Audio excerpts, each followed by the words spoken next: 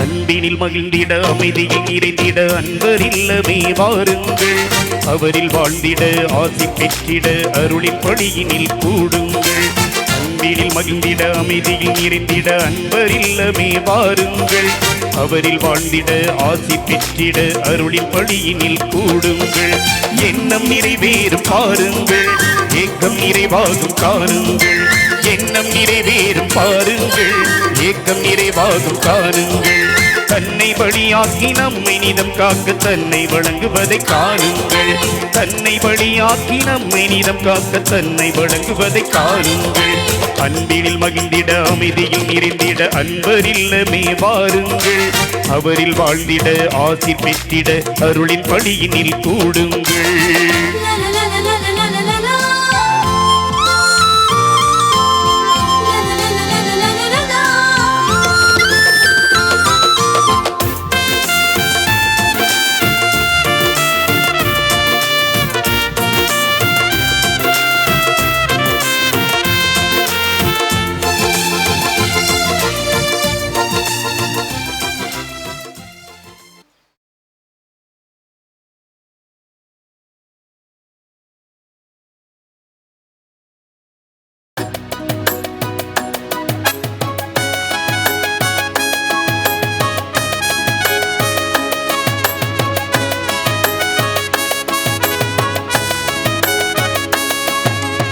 வருக வருக வருக மகிழ்வுடன் நீர் வருக.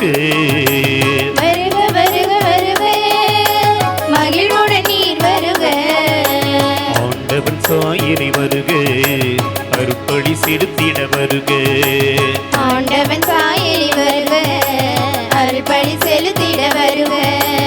இறை பணியாளரை வருக, இறைப்படி செலுத்திட வருக.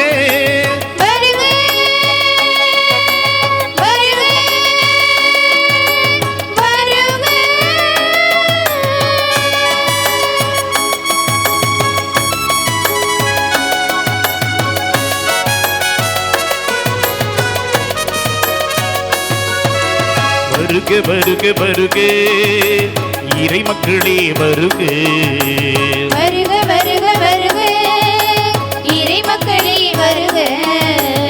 பலியினில் கலந்திட வருக, பரமரின் அருள் பெற வருக. பலியினில் கலந்திட வருக, பரமரின் அருள் பெற வருக. இறையாசீர் பெற வருக, நிறைவாழ்வை பெற வருக.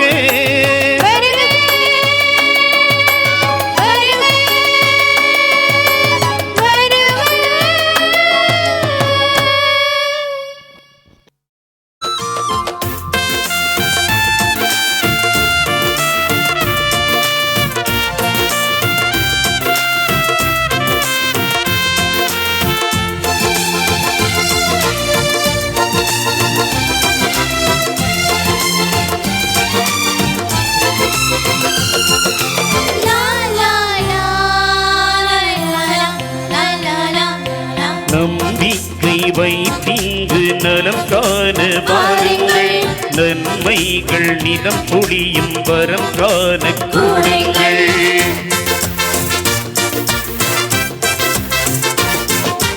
நம்பிக்கை வைத்தீங்கு நலம் காண வாருங்கள். நன்மைகள் நிதம் பொழியும் வரம் காண கூடுங்கள். இவைகள் அறிந்து யாவையும் அருளும், தேவைகள் அறிந்து யாவையும் அருளும். தந்தையிடம் சங்கமிப்போம், கண்ணாகரம்மை என்னாலும் காத்திட. அன்பினில் மகிழ்ந்திட அமைதியில் நிறைந்திட அன்பர் இல்லமே வாருங்கள். அவரில் வாழ்ந்திட ஆசி பெற்றிட அருளின் வழியினில் கூடுங்கள்.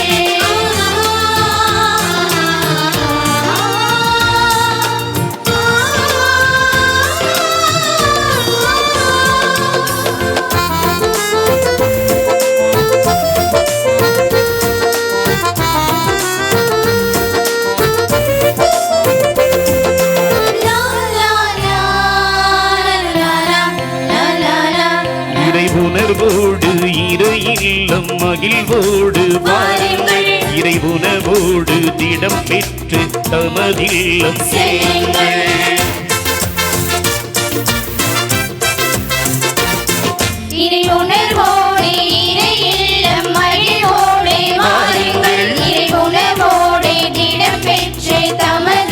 இல்லம் செல்லுங்கள்.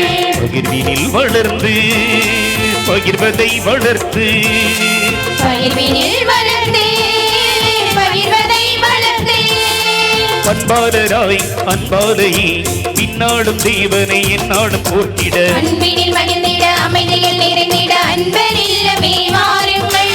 அவரில் வாழ்ந்திட ஆசை பெற்றிட அருளின் வழியினில் கூடுங்கள். அன்பினில் மகிழ்ந்திட அமைதியில் நிறைந்திட அன்பரில்லமே வாருங்கள். அவரில் வாழ்ந்திட ஆசி பெற்றிட அருளின் வழியினில் கூடுங்கள். எண்ணம் நிறைவேறும் பாருங்கள், ஏக்கம் நிறைவாகும் காணுங்கள். எண்ணம் நிறைவேறும் பாருங்கள், ஏக்கம் நிறைவாகும் காணுங்கள். தன்னை பலியாக்கி நம்மை நிதம் காக்க தன்னை வழங்குவதை காணுங்கள். தன்னை பலியாக்கி நம்மை நிதம் காக்க தன்னை வழங்குவதை காணுங்கள். காணுங்கள்.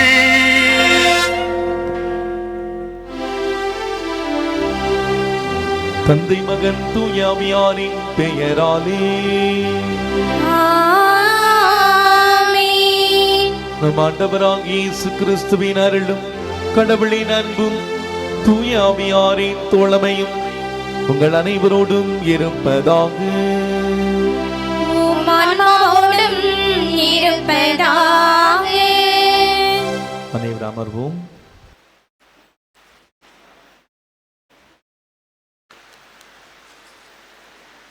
திருப்பலி முன்னுரை.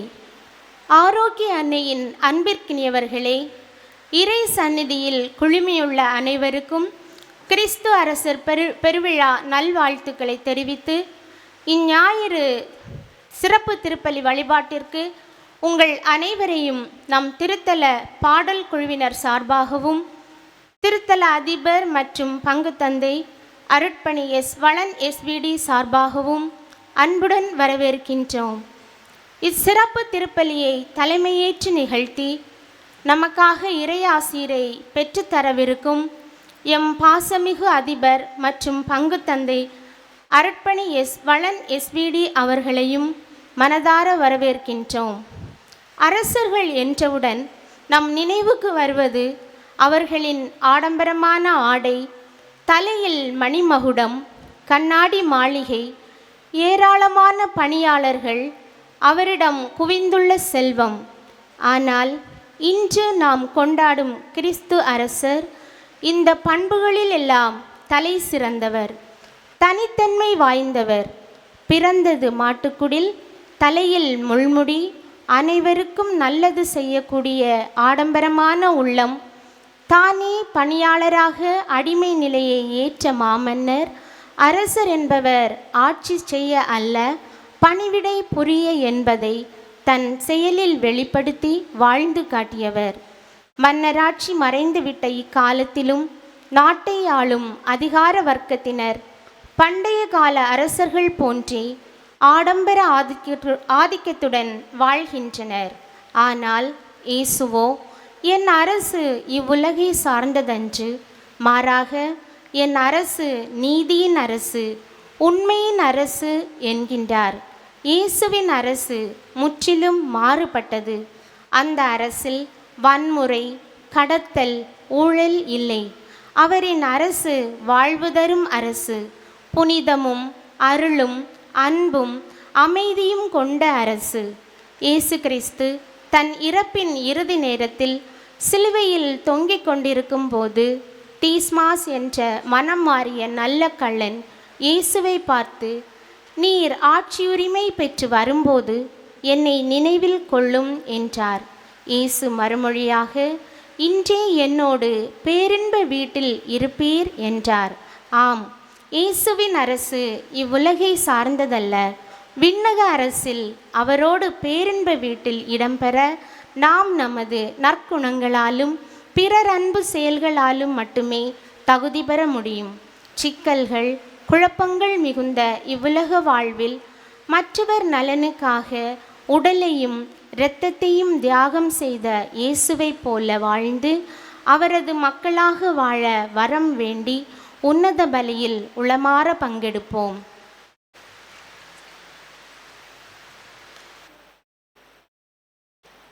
அனைவரும் எழுந்து நிற்போம்.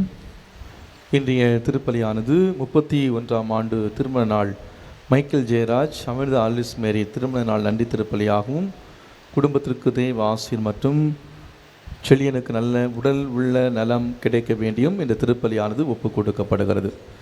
மேலும் இந்த நாளிலே இந்த திருப்பலிலே பங்கேற்று ஜெபிக்கக்கூடிய நம்முடைய அருட்தந்தை டேவிட் அவர்கள் தன்னுடைய பிறந்த நாளை கொண்டாடுகின்றார்கள். தந்தை அவருடைய சிறப்பு கருத்துக்களுக்காகவும் இந்த நாளிலே இந்த திருப்பலி வழியாக பக்தியோடு ஜெபிப்போம்.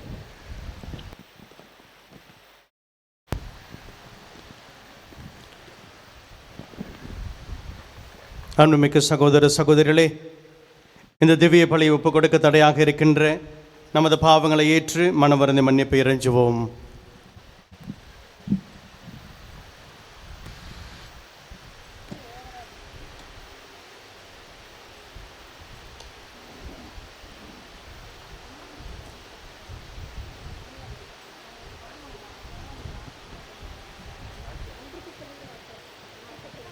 அன்புமிக்க சகோதர சகோதரர்களே, நம் திருமுழுக்கு நினைவாக நம்மீது தெளிக்கப்படும் தமது படைப்பாகிய தண்ணீரை புனிதப்படுத்தி அருளுமாறு நம் கடவுளாகிய ஆண்டவரை கெஞ்சி மன்றாடுவோமாக.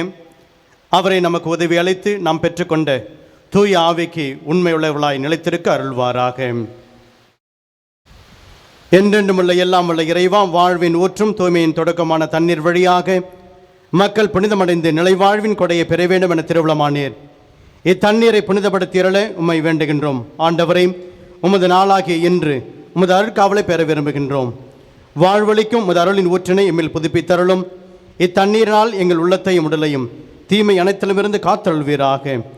இவ்வாறு நாங்கள் தூய இதயத்துடன் உம்மை அணுகி வரவும் உமது மீட்பை பெற்றுக்கொள்ளவும் தகுதி பெறுவோமாக. ஆமென். எல்லாம் வல்ல இறைவா, தண்ணீர் வளம் பெற அதில் உட்பட வேண்டுமென்று இறைவாக்கினர் எலிசை வழியாக கற்பித்தீரே. உமது படைப்பு பொருளாகிய இந்த உப்பை பரிவிறக்கத்துடன் புனிதப்படுத்தியுள்ள உம்மை தாழ்மையுடன் வேண்டுகின்றோம். ஆண்டவரை, உப்பு கலந்தை தண்ணீர் தெளிக்கப்படும் இடமெல்லாம் தீயோனின் தாக்குதல் அனைத்தும் தோல்வியுற செய்வீராக. உம் தூய ஆவியார் உடனிருந்து எங்களை இடையராது காத்தருள்வாராக. ஆமென்.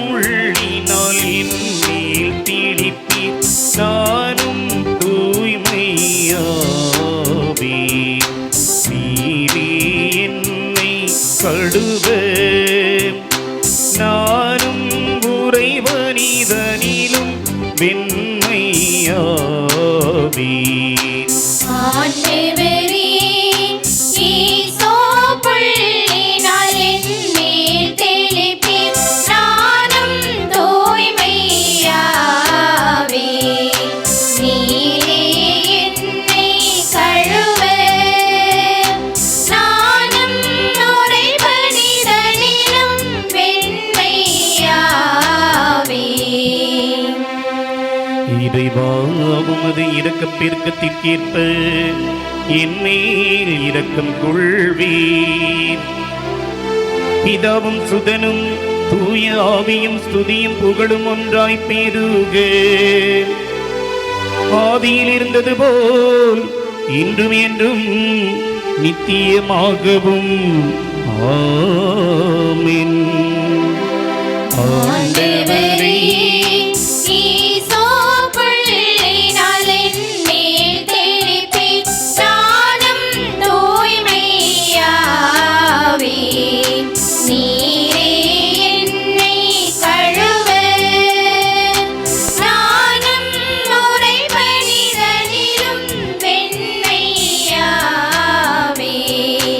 ஆண்டவரே, ஈசோ பள்ளி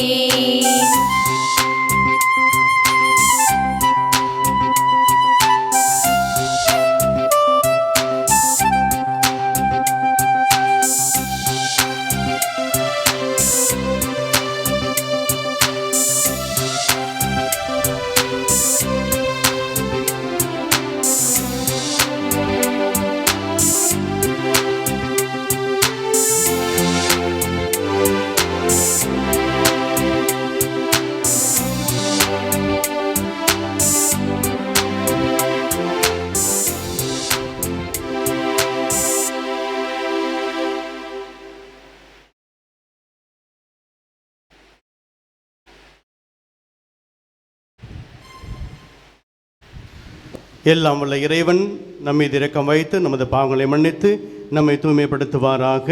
ஆமென்.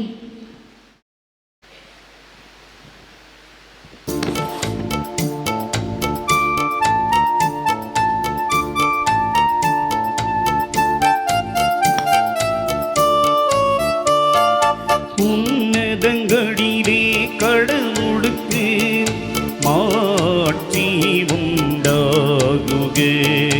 உலகினிலே நல்மனத்தோர்க்கு அமைதி உண்டாகுக.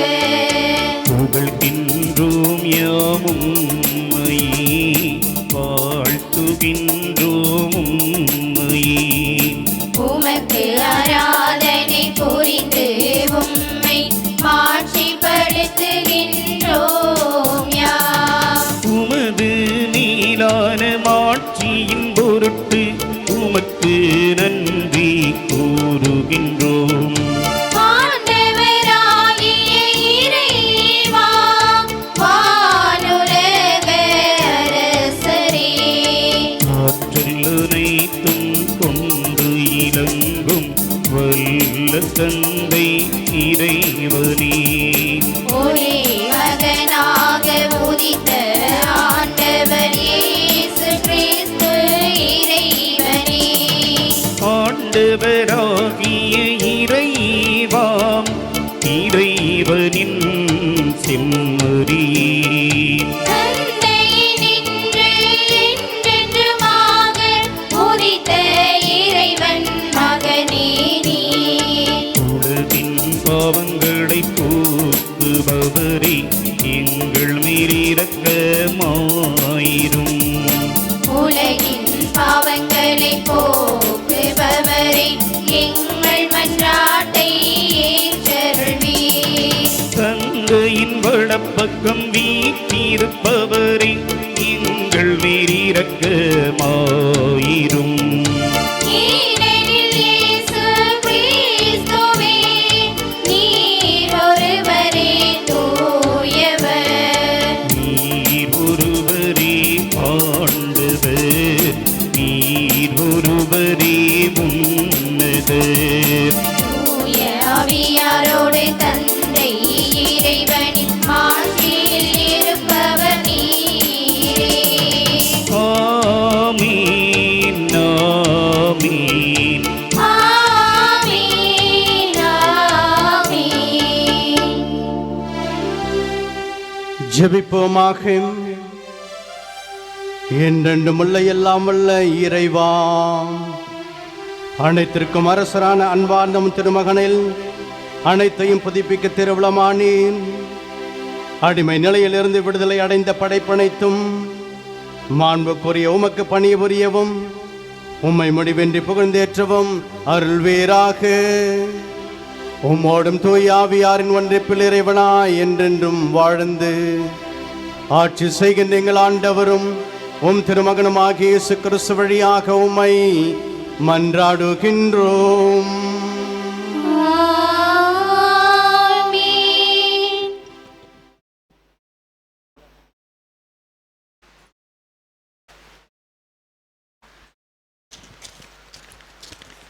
முதல் வாசக முன்னுரை.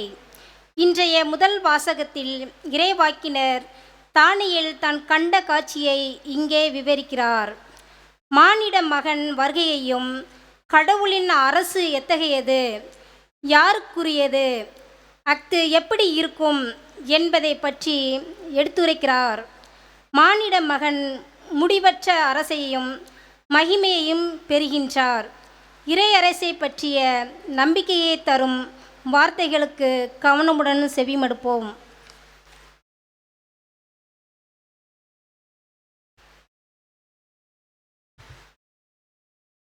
மானிட மகனின் ஆட்சியுரிமை என்றும் உள்ளதாகும். இறைவாக்கினர் தானியேல் நூலிலிருந்து வாசகம். அதிகாரம் 7, இறை வார்த்தைகள் 13 மற்றும் 14. அந்நாட்களில் இரவில் நான் கண்ட காட்சியாவது, வானத்தின் மேகங்களின் மீது மானிட மகனை போன்ற ஒருவர் தோன்றினார். இதோ தொன்மை வாய்ந்தவர் அருகில் அவர் வந்தார். அவர் திருமுன் கொண்டு வரப்பட்டார். ஆட்சி உரிமையும் மாட்சியும் அரசும் அவருக்கு கொடுக்கப்பட்டன. எல்லா இனத்தாரும் நாட்டினரும் மொழியினரும் அவரை வழிபட வேண்டும். அவரது ஆட்சி உரிமை என்றும் உள்ளதாகும். அதற்கு முடிவே இராது. அவரது அரசு அழிந்து போகாது. ஆண்டவரின் அருள்வாக்கு. இறைவனுக்கு நன்றி.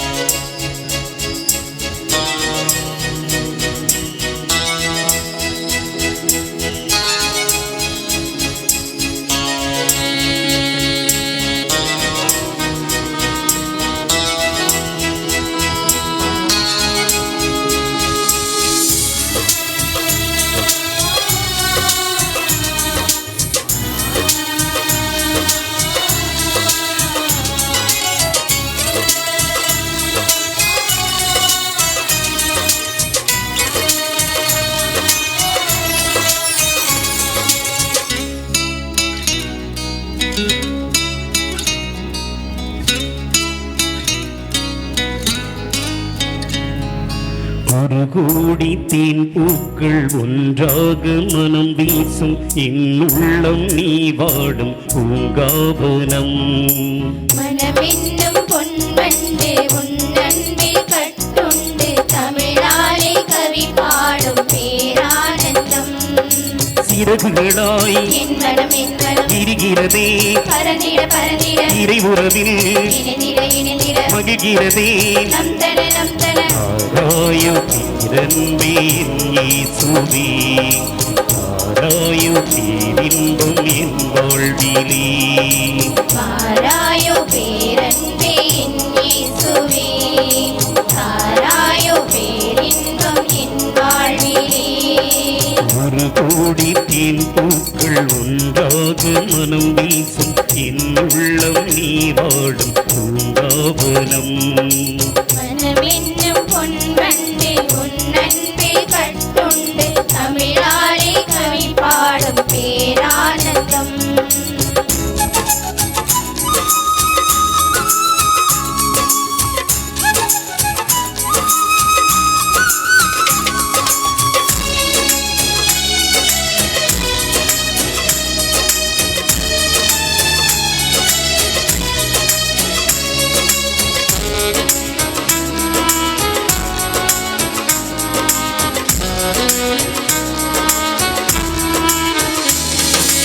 உன்னன்பில் என் கண்கள் கடலானதே, என் வாழ்வில் விண்மீன்கள் ஒளி வெள்ளமே.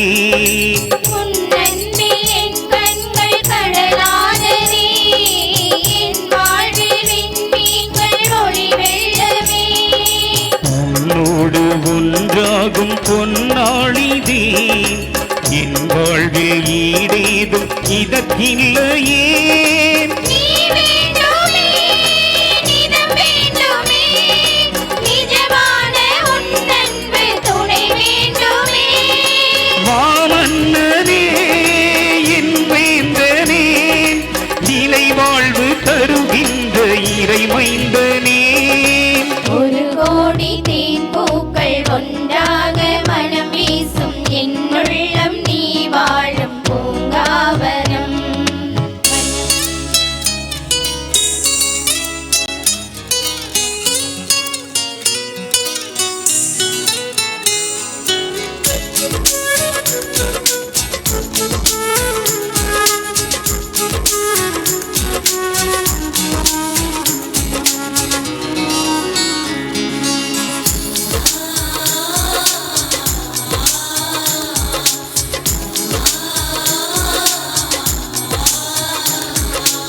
என் கால்கள் இறைவார்த்தை வழி செல்லவே, என் வாழ்வில் விளக்காக வர வேண்டுமே. என் கால்கள் இறை வார்த்தை வழி செல்லவே, என் வாழ்வில் விளக்காக வர வேண்டுமே. உயிர் பூஜை நீதானே என் தெய்வமே, உனையன்றி எனக்கிங்கு வாழ்வில்லையே. நீ வேண்டுமே, நிதம் வேண்டுமே,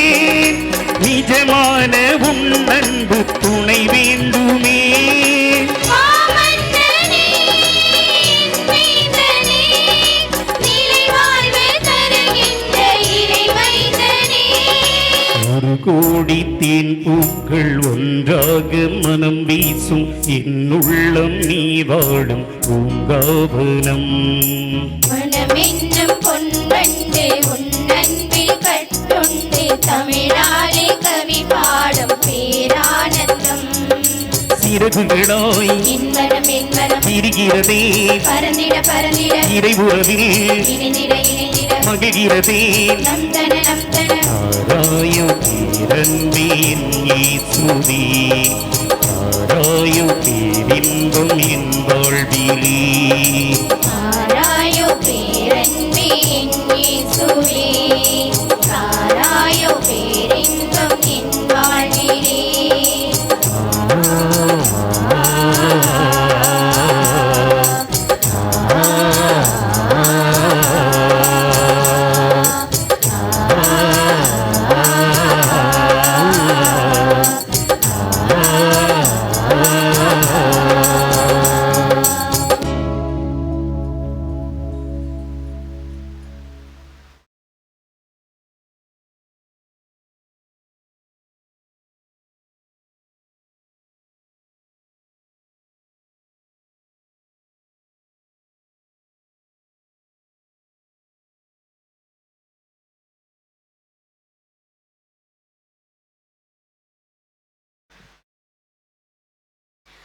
இரண்டாம் வாசக முன்னுரை.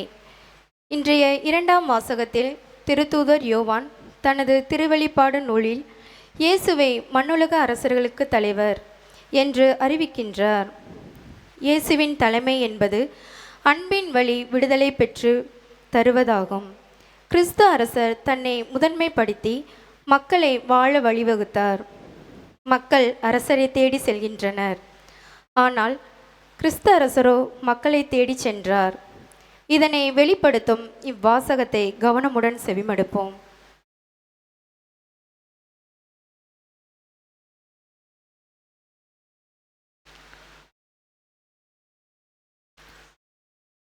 திருத்தூதர் யோவான் எழுதிய திருவெளிப்பாடு வாசகம் அதிகாரம் 1 இரு வார்த்தைகள் 5 முதல் 8 முடிய.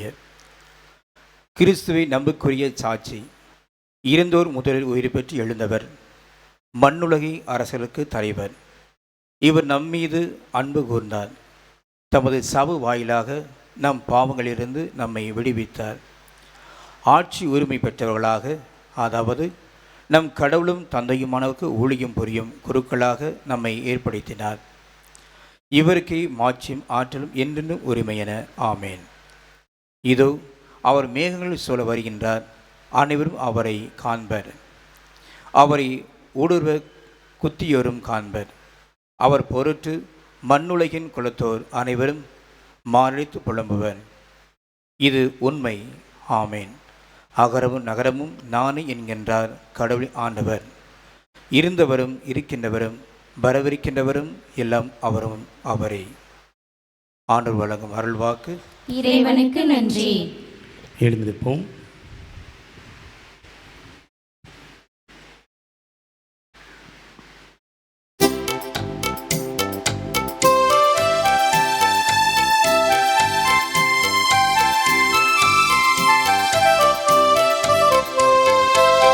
Alleluia, alleluia, alleluia, alleluia. Alleluia, alleluia, alleluia, alleluia. Alleluia, alleluia, alleluia, alleluia, alleluia, alleluia, alleluia. Alleluia, alleluia, alleluia, alleluia. ஆண்டவர் பெயரால் வருகிறவர் போற்ற பெருக. வரவிருக்கும் நம் தந்தை தாவீதின் அரசு போற்ற பெருக. அல்லேலூயா, அல்லேலூயா, அல்லேலூயா. Alleluia, alleluia, alleluia, alleluia, alleluia, alleluia.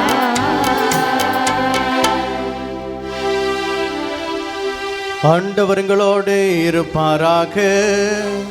உமான்மாவோடும் இருப்பாராக.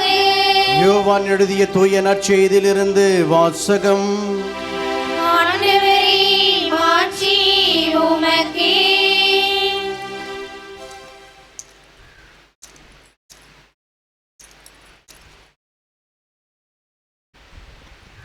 அக்காலத்தில் பிலாத்து மீண்டும் ஆளுநர் மாளிகைக்குள் சென்று இயேசுவை கூப்பிட்டு அவரிடம், நீ யூதரின் அரசனா என்று கேட்டான்.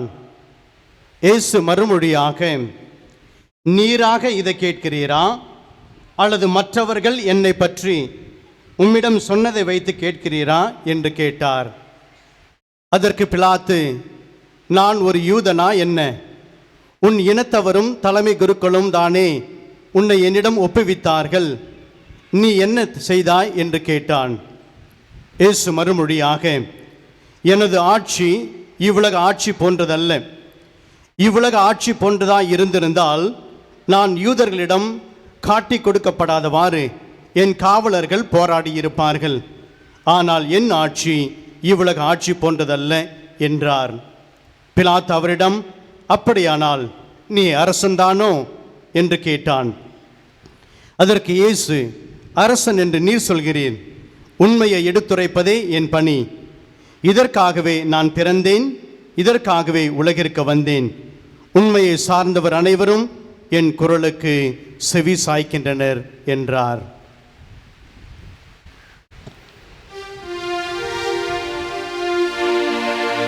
ஆண்டவரின் அருள்வாக்கு. கிறிஸ்துவே, உமக்கு புகழ்.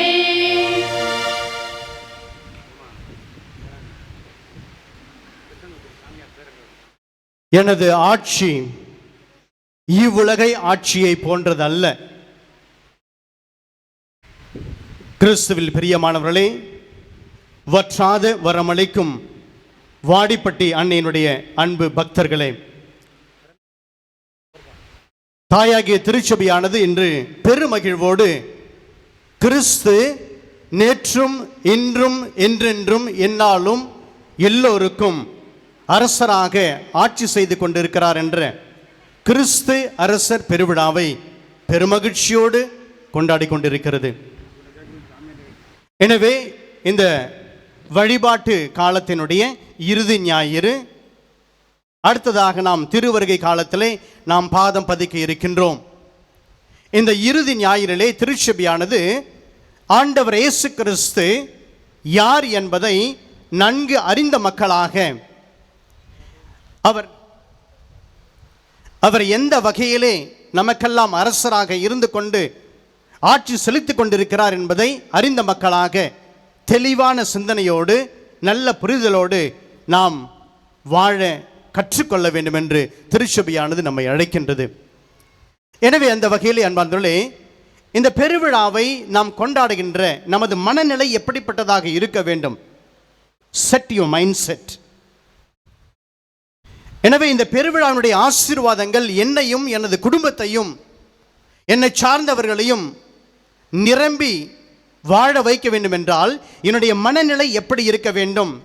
எந்த மனநிலையோடு இந்த அரசரை நான் பார்க்க வேண்டும்? எந்த மனநிலையோடு இந்த அரசரை நான் அணுக வேண்டும்? எந்த மனநிலையோடு இந்த அரசருக்கு நான் செலுத்த வேண்டிய அந்த மரியாதையை நான் செலுத்த வேண்டும் என்பதை நாம் அறிந்திருந்தால் அது மிகவும் ஒரு ஆசீர்வாதம் நிறைந்த ஒரு வழிபாடாக இது அமையும். எனவே அன்புக்குரியவர்களே, முதலிலே இந்த அரசர் கொடுக்கின்ற அந்த ஆசீர்வாதத்தை நாம் ஒருவர் மற்றவரோடு பகிர்ந்து கொள்வோம். அன்புக்குரியவர்களே, எல்லாரும் ஆசீர்வாதத்துக்கு தயாராக இருக்கிறீங்களா? தயாராக இருக்கிறீங்களா இல்லையா?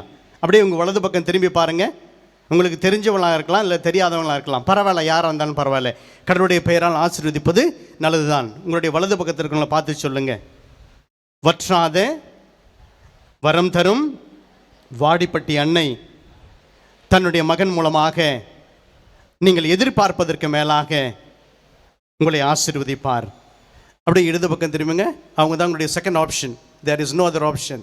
அவங்கள பார்த்து சொல்லுவாங்க, வற்றாத வாடிப்பட்டி அன்னை நீங்கள் எதிர்பார்ப்பதற்கு மேலாக தன் மகனின் ஆசீரை உங்களுக்கு அருள்வார். அன்புக்குரியவர்களே, நீங்களும் நானும் அன்னையின் வழியாக இந்த அரசனுடைய ஆசிரியரை பெற்றுக்கொள்ள ஒன்றாக இணைந்திருக்கின்றோம். இந்த அரசனுடைய ஆசிரியரை பெற்றுக்கொள்ள வேண்டும் என்றால் நமக்கு முதலிலே 2 மனநிலை தேவை. நான் தொடக்கத்திலே சொன்னேன், நம்முடைய மனநிலை மிகவும் முக்கியம் என்று சொன்னேன். எனவே 2 மனநிலை. முதல் மனநிலை என்னவென்றால், நான் நன்றி உணர்வோடு வந்திருக்கின்றேனா? நான் பெற்றுக்கொண்ட வாழ்வுக்காக, நான் பெற்றுக்கொண்ட வரங்களுக்காக, நான் பெற்றுக்கொண்ட ஆசீர்வாதங்களுக்காக, நான் அனுபவிக்கின்ற ஒவ்வொரு கிருபைக்காக நான் நன்றி உணர்வோடு இருக்கின்றேனா? எனவே இறைவன் என்னிடம் எதிர்பார்ப்பது அந்த நன்றி கலந்த உள்ளத்தை தான் எதிர்பார்க்கிறார் என்பதை நாம் எல்லோருமே அறிந்திருக்கின்றோம். எனவே முதலிலே நமக்கு இருக்க வேண்டிய மனநிலை அல்லது உணர்வு என்னவென்றால் நன்றி உணர்வு, இல்லையா? இன்னைக்கு பல நேரங்களிலே அன்பார்களே, நாம் கொடுத்த, பிறர் நமக்கு கொடுத்த ஆசீர்வாதத்தை நாம் நினைவு கூறுகின்றோம். ஆனால் அந்த ஆசீர்வாதத்தை கொடுத்த கரங்களை நாம் மறந்து விடுகின்றோம். பிறர் நமக்கு கொடுத்த பொருளை நாம் நினைவில் வைத்துக் கொள்கின்றோம். ஆனால் அந்த பொருளையோ அந்த உதவியை செய்த அந்த கரங்களை நாம் மறந்து விடுகின்றோம். அது பெற்றோராக இருக்கலாம், அல்லது உடன் பிறந்த சகோதர சகோதரிகளாக இருக்கலாம், அல்லை நம்மை சார்ந்தவர்களாக இருக்கலாம், அல்லை நமது மிகவும் நெருக்கமாக அன்பு செய்கின்றவராக இருக்கலாம். யார் நம்மை ஆசீர்வதித்திருந்தாலும், யார் நம்மை அன்பு செய்திருந்தாலும் அந்த கரங்களை நாம் ஒருபொழுதும் மறக்க கூடாது. எனவே நன்றி உணர்வு என்பது மிகவும் மிகவும் அவசியம். ஆண்டவருடைய பிரசன்னத்திலே, அவருடைய ஆசீர்வாதத்திலே நான் நிலைத்து நின்று மகிழ்வோடு வாழ வேண்டும் என்றால் எனக்கு இருக்க வேண்டிய இந்த முதல் மனநிலை, முதல் உணர்வு நன்றி உணர்வு.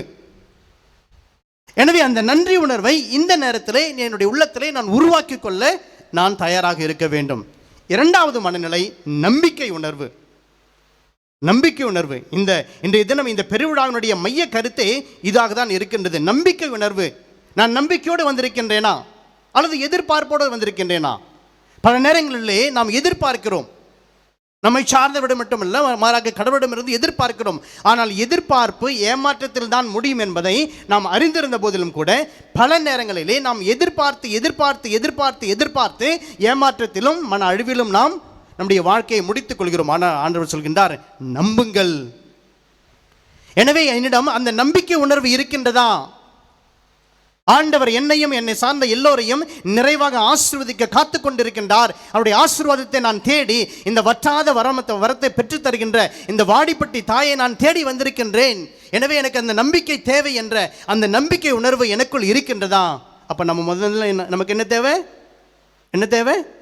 நன்றி உணர்வு. 2வதாக நம்பிக்கை உணர்வு. எனவே என் மனதிலே இந்த நன்றி உணர்வோடும் நம்பிக்கை உணர்வோடும் நாம் இந்த இறை வார்த்தை, இறை ஆசிரியை பெற்றுக்கொள்ள செல்வோம். இன்றைய தினம் நாம் பார்த்தது போல நாம் கொண்டாடுகின்றோம், ஆண்டவர் இயேசு கிறிஸ்து தான் உலகிற்கெல்லாம் அரசராக, அரசர்களுக்கெல்லாம் அரசராக இருக்கின்றார். இந்த காலத்திலே வாழ்ந்து கொண்டிருக்கின்ற நமக்கு அரசர்களை பற்றி பேசினால் நிச்சயமாக அதனுடைய அர்த்தம் நமக்கு புரியாது. என்றால் அரசர்கள் வாழ்ந்த காலத்தில், வாழ்ந்து கொண்டிருக்கின்ற காலத்தில் நாம் வாழவில்லை. அரசர்கள் என்பவர்கள் யார் என்பதை நாம் படித்திருக்கிறோம், அல்லது படங்களில் பார்த்திருக்கிறோம், அல்லது கேள்விப்பட்டிருக்கிறோம். ஆனால் அரசர்கள் வாழ்ந்த காலத்தில் நாம் வாழ்ந்ததில்லை. அவர்கள் எப்படிப்பட்டவர்கள், எப்படி வாழ்ந்தார்கள், எதை செய்தார்கள் என்பதை பற்றி நமக்கு முழுமையாக ஒன்றுமே தெரியாது.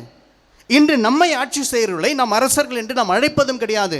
நாம் அழைப்பதெல்லாம் அவர்கள் என்னன்னு சொல்கிறோம், தமிழில் சொன்னால் கூட நமக்கு பல பேருக்கு புரியாது. President of India, prime minister of India, chief minister of India, இல்லையா? த மினிஸ்டர்ஸ் ஆஃப் இந்தியா, அப்படி தான் நம்ம சொல்லிட்டு இருக்கோம், இல்லையா? எனவே இப்படி இருக்கின்ற இந்த காலகட்டத்திலே எந்த விதத்திலும் பொருந்தாத ஒரு அதிகாரத்தை ஆண்டவர் இயேசு கிறிஸ்துவுக்கு மட்டும் கொடுத்து, அவர் அரசர்களுக்கெல்லாம் அரசராக இருக்கிறார், எனவே அவரது ஆட்சிக்கு முடிவே இராது, அவர்தான் என்னுடைய வாழ்வினுடைய அரசராக இருக்கிறார் என்று ஏற்றுக்கொண்டு இந்த விழாவை என்னால் எப்படி எடுக்க முடியும்? அப்படி என்றால் இந்த அரசர் என்பவர் யார், எப்படி இருக்கிறார், எப்படி ஆட்சி செய்கின்றார் என்பதை பார்க்கின்ற பொழுது முதல் கருத்து, அன்பார்ந்தவர்களே, படைப்பின் தொடக்கத்திலிருந்து இந்த மண்ணை ஆண்டவர்கள் அரசர்கள். எனவே ஆண்டவர் இயேசு கிறிஸ்து என்ற இந்த அரசர் மண்ணை ஆள பிறந்த அரசர் அல்ல, மாறாக மனங்களை ஆள பிறந்த அரசர். மண்ணை ஆள பிறந்த அரசன் இந்த மண்ணை சார்ந்தவற்றை பற்றி நினைக்கின்றான். இந்த மண்ணை எப்படி ஆள்வது, இந்த மண்ணை எப்படி தனக்கு சொந்தமாக்கிக் கொள்வது, இந்த மண்ணின் மூலமாக எப்படி தான் பயன் பெறுவது என்று இந்த மண்ணையும் இந்த மண்ணை சார்ந்தவை பற்றியும் அவன் சிந்திக்கின்றான். ஆனால் ஆண்டவர் இயேசு கிறிஸ்து இந்த மண்ணை ஆள்வதற்காக பிறந்த அரசன் அல்ல, மாறாக மக்களின் மனங்களை ஆள பிறந்த அரசன். எனவே ஒரு அரசன் என்று சொல்கின்ற பொழுது நாம் கேட்கின்ற ஒரு சில அடிப்படை கேள்விகள் என்னவென்றால், அவனுடைய ஆட்சி ஆன எல்லைகள் எங்கிருந்து எதுவரை, அவனுடைய எல்லைகள் எங்கிருந்து எதுவரை. இரண்டாவதாக, அவனது ஆட்சிக்கு உட்பட்ட மக்கள் யார் யார். மூன்றாவதாக, அவன் எப்படி ஆட்சி புரிகின்றான். நான்காவதாக, அவன் தன்னுடைய மக்களுக்காக செய்கின்ற நன்மைகள் என்ன, தீமைகள் என்ன என்று கேள்விகளை கேட்டுக்கொண்டே நாம் போகலாம். ஏனென்றால் ஒரு அரசனுக்கென்று எல்லை உண்டு, மக்கள் உண்டு, அமைச்சர்கள் உண்டு, அரசவை உண்டு, அதிகாரம் உண்டு, பதவி உண்டு, ஆள்பலம் உண்டு, படைபலம் உண்டு, பொருள் பலம் உண்டு, செல்வம் உண்டு, செல்வாக்கு உண்டு, சொந்த பந்தம் உண்டு, எல்லாம் உண்டு. ஆனால் இந்த அரசனுக்கு எதுவுமே இல்லை என்பதை நாம் அறிந்திருக்கின்றோம். ஒன்றுமே இல்லாமல், எதையும் சார்ந்து நில்லாமல், எதையும் தனக்கு சொந்தமாக்கி கொள்ளாமல் இந்த அரசனால் எப்படி இந்த மண்ணையும் இந்த மண்ணில் வாழ்கின்ற மனங்களையும் ஆட்சி புரிய முடியும்? எனவே இந்த அரசனை பற்றி விவிலியத்தில் என்ன சொல்கின்றது, என்ன சொல்லப்படுகின்றது? ஒரு சில எடுத்துக்காட்டுகள். முதலில் ஆண்டவர் இயேசு கிறிஸ்துவினுடைய பிறப்பை பற்றி பார்க்கின்ற பொழுது, ஏனென்றால் ஆண்டவர் இயேசு கிறிஸ்துவினுடைய நற்செய்தி வாசகத்தில் மிகவும் தெளிவாக சொல்கின்றார், என்னுடைய ஆட்சி இவ்வுலக ஆட்சியை போன்றது அல்ல. அப்படி என்றால் ஒரு மாறுபட்ட ஒரு ஆட்சி, ஒரு வித்தியாசமான ஒரு ஆட்சி. நாம் எல்லோருமே மாற்றத்தை விரும்புகிறோம், எல்லோரும் மாற்றமுடைய ஒரு வாழ்க்கை வாழ வேண்டும் என்று விரும்புகிறோம். ஆனால் நாம் ஒருபொழுது மாற விரும்புவது தயாராக இருப்பது இல்லை, அல்லது விரும்புவது இல்லை. எனவே ஆண்டவர் இயேசு கிறிஸ்து மிகவும் துல்லியமாக தெளிவாக அழகாக சொல்கின்றார், என்னுடைய ஆட்சி இந்த உலகின் ஆட்சியை போன்றது அல்ல. எனவே இந்த குழந்தையினுடைய பிறப்பே ஒரு வித்தியாசமான ஒரு பிறப்பாக இருக்கின்றது என்பதை நாம் பார்க்கின்றோம். என்னுடைய பிறப்பின் பொழுது வானதூதர் அன்னை மரியாளுக்கு தோன்றி இந்த குழந்தையினுடைய பிறப்பை பற்றி எடுத்துச் சொல்லும் பொழுது இவரை ஒரு அரசராக வெளிப்படுத்துகின்றார் வானதூதர். அவர் சொன்ன வார்த்தை, இவர் தாவீதின் அரியணையில் அமர்ந்து ஆட்சி புரிவார். யாருடைய குலத்தை? யாக்கோப்பின் குலத்தை ஆட்சி புரிவார். அவரது ஆட்சிக்கு முடிவே இராது. எனவே இந்த குழந்தையை இந்த உலகத்திற்கு வானகதூதர் அறிமுகப்படுத்துகின்ற பொழுது எப்படி அறிமுகப்படுத்துகின்றார்? ஒரு அரசராக தான் அறிமுகப்படுத்துகின்றார். எவ்வாறு? தாவீதின் அரியணையில் அமர்ந்து இவர் ஆட்சி புரிவார். இந்த தாவீதை பற்றி பேசுகின்ற பொழுது 40 ஆண்டுகள் இந்த இஸ்ராயல் மக்களை ஆட்சி செய்த பொழுது தாவீதினுடைய அந்த அரசாட்சியை பார்த்து இஸ்ராயல் மக்கள் அவனை பார்த்து சொன்ன வார்த்தை, நாங்கள் உனது சதையும் இரத்தமுமாக இருக்கிறோம் என்று சொன்னார்கள். இல்லையா? விவிலியத்தில் நாம் வாசிக்கிறோம், நாங்கள் உமது சதையும் இரத்தமுமாக இருக்கிறோம். ஆனால் அப்படி சொன்ன அந்த மக்களே தாவீது தவறுகின்ற பொழுது, பாவத்தில் விழுகின்ற பொழுது தன்னுடைய சிந்தனையை, மனதை மாற்றிக்கொண்டார்கள் என்று பார்க்கின்றோம். ஆனால் இந்த குழந்தையை பற்றி சொல்கின்ற பொழுது, இந்த குழந்தை தாவீதின் அரியணையில் இருந்து ஆட்சி புரியும், அவருடைய ஆட்சிக்கு முடிவே இராது. இரண்டாவதாக நாம் பார்க்கிறோம், சிமியோன் இந்த குழந்தையை பார்க்கிறார். இந்த குழந்தையை பார்த்த உடனேயே அந்த குழந்தை யார் என்று அடையாளம் கண்டு கொண்டு இந்த குழந்தையை பற்றி அவர் கொடுத்த சாட்சி என்ன? இந்த குழந்தை பலரின் எழுச்சிக்கும் வீழ்ச்சிக்கும் அடையாளமாக இருக்கும். பலரின் எழுச்சிக்கும் வீழ்ச்சிக்கும் அடையாளமாக இருக்கும், காரணமாக இருக்கும். இது எதிர்ப்பின் அடையாளமாக இந்த குழந்தை திகழும் என்று சொல்கின்றார். என்னுடைய கண்கள் மீட்பினை கண்டு கொண்டன. எனவே என்பார்களே, இந்த குழந்தை பிறருடைய வீழ்ச்சிக்கும் எழுச்சிக்கும் மூல காரணமாக இருக்கும், எதிர்ப்பின் அடையாளமாக இருக்கும் என்று இந்த குழந்தையை பற்றி சிமியோன் என்ற அந்த முதியவர், அந்த இறைவாக்கினர் சொன்ன வார்த்தை இது உண்மையாயிற்று. நாம் பார்க்கின்றோம், ஏரோதுக்கும் மத தலைவர்களுக்கும் சதுசேயர்களுக்கும் பரிசேயர்களுக்கும் ஆண்டவர் இயேசு கிறிஸ்து அவருடைய வீழ்ச்சியினுடைய காரணமாக இருந்தது என்றால் அவர்களை பார்த்து ஐயோ கேடு என்று சொன்னார். எப்பொழுதெல்லாம் அவரை பார்த்து ஐயோ கேடு என்று சொன்னாரோ அப்பொழுதெல்லாம் இவனை நாம் ஒழித்து கட்ட வேண்டும் என்று சொன்னார்கள். இல்லையா? அதே ஆண்டவர் இயேசு கிறிஸ்துவை பார்த்து 5 அப்பங்களையும் 2 மீன் துண்டுகளையும் எடுத்து 5000 பேருக்கு கொடுத்த பொழுது அவரை எப்படியாவது அரசராக்க வேண்டும் என்று நினைத்தார்கள். ஒரு கூட்டம் அவரை அரசராக மாற்ற வேண்டும் நினைக்கின்றது, மற்றொரு கூட்டமும் அவரை ஒழித்து கட்ட வேண்டும் என்று நினைக்கின்றது. ஒருவருக்கு எழுச்சியாகவும் மற்றொருவருக்கு வீழ்ச்சியாகவும் இந்த அரசர் இருக்கின்றார். இரண்டாவதாக மூன்றாவதாக இந்த குழந்தையை பற்றி பார்க்கின்ற பொழுது அன்புக்குரியவர்களே, இந்த குழந்தை எப்படிப்பட்டது? இந்த 3 ஞானிகள் ஆண்டவர் இயேசு கிறிஸ்துவை தேடி வருகிறார்கள். ஏரோதனுடைய இல்லத்தை அடைகிறார்கள். அவர்கள் சொன்ன வார்த்தை, இஸ்ராயேல் மக்களுக்கென்று மிகவும் சிறப்பாக பிறந்திருக்கின்ற அந்த யூதர்களின் அரசன் என்று அழைக்கப்படுகின்ற அந்த குழந்தை எங்கே பிறந்திருக்கிறது என்று கேட்டார்கள். யூதர்களின் அரசன் என்று அரசராக பிறந்திருக்கின்ற அந்த குழந்தை எங்கே? ஏனென்றால் அவருடைய விண்மீன் நாங்கள் தோன்ற கண்டோம், அவரை ஆராதிக்க வந்திருக்கிறோம் என்று சொன்னார்கள்.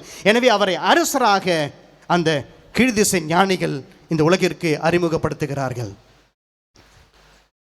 அடுத்ததாக 4வதாக பார்க்கிறோம், ஆண்டவர் இயேசு கிறிஸ்துவினுடைய வாழ்க்கையை பார்க்கிறார்கள்.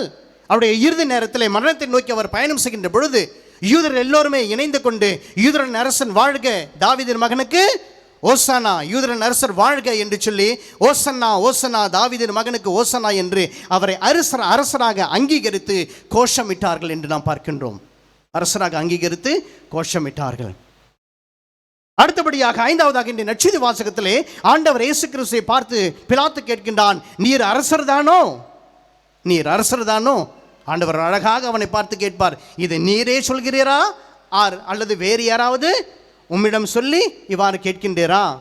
அந்த நேரத்தில் பிலாத்து சொல்வான், எனக்கு எல்லா அதிகாரமும் இருக்கிறது, உன்னை விடுவிக்கவும் எனக்கு அதிகாரம் இருக்கிறது, உனக்கு தண்டனை அளிக்கவும் எனக்கு அதிகாரம் இருக்கிறது. ஆனால் ஆண்டவர் எனக்கு மிகவும் தெளிவாக சொல்கின்றார், மேலிருந்து உனக்கு அதிகாரம் வழங்காவிட்டால் என்னை உன்னால் ஒன்றும் செய்ய முடியாது. ஆமாம் அன்புக்குரியவர்களே, இங்கே பிலாத்துவே ஆண்டவர் இயேசு கிறிஸ்து குற்றவாளி என்று தீர்ப்பிட்ட பிலாத்துவே ஆண்டவரை பார்த்து கேட்ட கேள்வி, நீ அரசன் தானா என்று கேட்கின்றான். அப்பொழுது ஆண்டவர் சொல்கின்றார், என்னுடைய அரசு இந்த அரசை இவ்வுலக அரசை போன்றது அல்ல, மாறாக எப்படிப்பட்ட அரசு? இறுதியிலே அதே பிலாத்து சிலுவையிலே எழுதி வைக்கின்றான், இவரே யூதர்களுடைய அரசன் என்று எழுதி வைக்கின்றான். அன்பார்ந்தவர்களே, விவிலிய பின்னணியிலே பார்க்கின்ற பொழுது இவரை அரசராக தான் இந்த உலகத்திற்கு ஆண்டவர் தந்தையாகிய தேவன் வெளிப்படுத்துகிறார். ஆனால் எப்படிப்பட்ட அரசர்? பல நேரங்களிலே இந்த அரசரை நாம் தவறாக புரிந்து கொள்கின்றோம். இந்த அரசரை பற்றிய நம்முடைய கண்ணோட்டமும் நம்முடைய புரிதலும் தவறாக இருக்கின்றது. ஏனென்றால் ஆண்டவர் இயேசு கிறிஸ்து எதற்காக இந்த உலகிற்கு வந்தார் என்று சொன்னால் நாம் கொடுக்கக்கூடிய பதில் என்ன? ஆண்டவர் எதற்காக இந்த உலகிற்கு வந்தார்? பாவிகளை மன்னித்து நமக்கு மீட்பளிக்க, நம்ம எல்லோருக்கும் மோட்சத்தினுடைய கதவுகளை திறந்துவிட, நம்ம எல்லோருக்கும் நல்வாழ்வை கொடுப்பதற்காக, நம் எல்லோருக்கும் நம்முடைய துன்பத் துயரங்களை தன்னுடைய வாழ்க்கையில் ஏற்றுக்கொள்வதற்காக என்று பல வகையிலே நாம் அவரை தவறாக புரிந்து கொள்கின்றோம்.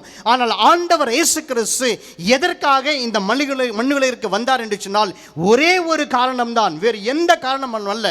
மோட்சத்தின் கதவுகளை திறந்து விடாத அல்ல, நாம் எல்லோரையும் மோட்சத்திற்கு அழைத்து செல்ல அல்ல, தந்தையோடு நம்ம இணைப்பதற்காக அல்ல, அல்லது நமது பாவங்களை ஏற்றுக்கொண்டு சிலுவையில் இறப்பதற்காக அல்ல, அல்லது மரணத்தை வென்று உயிர்ப்பதற்காக அல்ல. மாறாக இந்த உலகிற்கு அவர் வந்ததனுடைய ஒரே நோக்கம் இறை அரசை கட்டி எழுப்புவதற்காக, இறை அரசை கட்டி எழுப்புவதற்காக. அதனால்தான் அவர் கற்றுக் கொடுத்த ஜெபத்திலே மிகவும் தெளிவாக அவர் சொல்கின்றார், உமது ஆட்சி வருக, உமது சித்தம் விண்ணுலகில் நிறைவேறுவது போல மண்ணுலகிலும் நிறைவேறுக. இதுக்காக தான் வந்தார். ஆனால் பல நேரங்களிலே நீங்களும் நானும் இந்த மண்ணுலகிலே வாழ்கின்ற பொழுது நாம் எதற்காக வாழ்கின்றோம்? ஆண்டவரை நாம் மோட்சத்துக்கு போகணும், நல்லது தான். ஆனால் அது வாழ்வினுடைய நோக்கம் அல்ல. இந்த மண்ணக வாழ்வினுடைய நோக்கம் என்ன? அந்த விண்ணகத்தில் இருக்கின்ற அந்த ஆட்சியை இந்த மண்ணுலகிலே விரிவுபடுத்துவதற்காக ஆண்டவர் இயேசு கிறிஸ்து இந்த உலகிற்கு வந்தார். To extend the kingdom of God as it is in heaven. எனவே விண்ணகத்தில் இருக்கின்ற அந்த ஆட்சியை போன்று மண்ணுலகிலும் ஆட்சியை உருவாக்குவதற்காக தான் அவர் இந்த மண்ணுலகிலே மனிதனாக பிறந்தார் என்பதை நாம் மறந்துவிடக்கூடாது. அதன் பிறகுதான் அவர் செய்த காரியங்கள், அவருடைய போதனைகளை எடுத்து பாருங்கள். ஆண்டவர் இயேசு கிறிஸ்து ஒருபொழுதும் நான் உங்களுக்கு செல்வமும் செழிப்பும் வளமும் வாய்ப்பும் நிறைந்த வாழ்க்கையை கொடுப்பேன் என்று போதிக்கவில்லை. ஆண்டவர் இயேசு கிறிஸ்து ஒருபொழுதும் சாத்தானை எப்படி விரட்டுவது என்று போதிக்கவில்லை. அல்லது ஆண்டவர் இயேசு கிறிஸ்து எவ்வாறு அற்புதங்களை நிகழ்த்துவது என்று, கடல் மீது நடப்பது எவ்வாறு என்றோ, அல்லது நோய் நொடிகளை எப்படி குணப்படுத்துவது என்று போதிக்கவில்லை. அல்லது ஆண்டவர் இயேசு கிறிஸ்து இன்னும் அதிகப்படியாக போய் இந்த உலகத்திலே நாம் எப்படியெல்லாம் வாழ வேண்டும் என்று எதுவுமே போதிக்கவில்லை. அவர் போதித்ததெல்லாம் ஒன்று மட்டும்தான், மனம் மாறுங்கள், நற்செய்தியை நம்புங்கள், இறையரசு நெருங்கிவிட்டது. குறைந்தபட்சம் 92 முறை நாம் புதிய ஏற்பாட்டிலே பார்க்கின்றோம் விண்ணரசு இறையரசு என்ற வார்த்தையை பார்க்கின்றோம். எனவே அவருடைய வாழ்வின் இறுதி வரை மத்தேயு நற்செய்தி 6ஆம் அதிகாரம் 33ஆம் வசனத்தில் சொல்லப்படுகின்றது, மிகவும் தெளிவாக சொல்கின்றார். முதலிலே நீங்கள் விண்ணகத்தையும் விண்ணரசையும் இறையரசையும் அதை சார்ந்தவற்றையும் நாடுங்கள், உங்களுக்கு வேண்டியதெல்லாம் சேர்த்து கொடுக்கப்படும். Seek the kingdom of God, the rest of the things will be added unto you. Added. எனவே நீங்கள் தேட வேண்டியது, நீங்கள் நாட வேண்டியது, நீங்கள் பெற்றுக்கொள்ள வேண்டியது ஒன்று மட்டும்தான், இறையரசு. இறையரசை நாடுங்கள், இறையரசை தேடுங்கள், இறையரசை பற்றி நீங்கள் கற்றுக்கொள்ளுங்கள், இறையரசை சரியான விதத்தில் புரிந்து கொள்ளுங்கள்.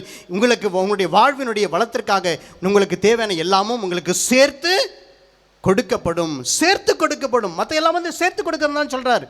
எனவே நாட வேண்டியது, தேட வேண்டியது, புரிந்து கொள்ள வேண்டியது, நாம் சொந்தமாக்கி கொள்ள வேண்டியது ஒன்று மட்டும்தான் மண்டலே, இறையரசு. இறையரசு.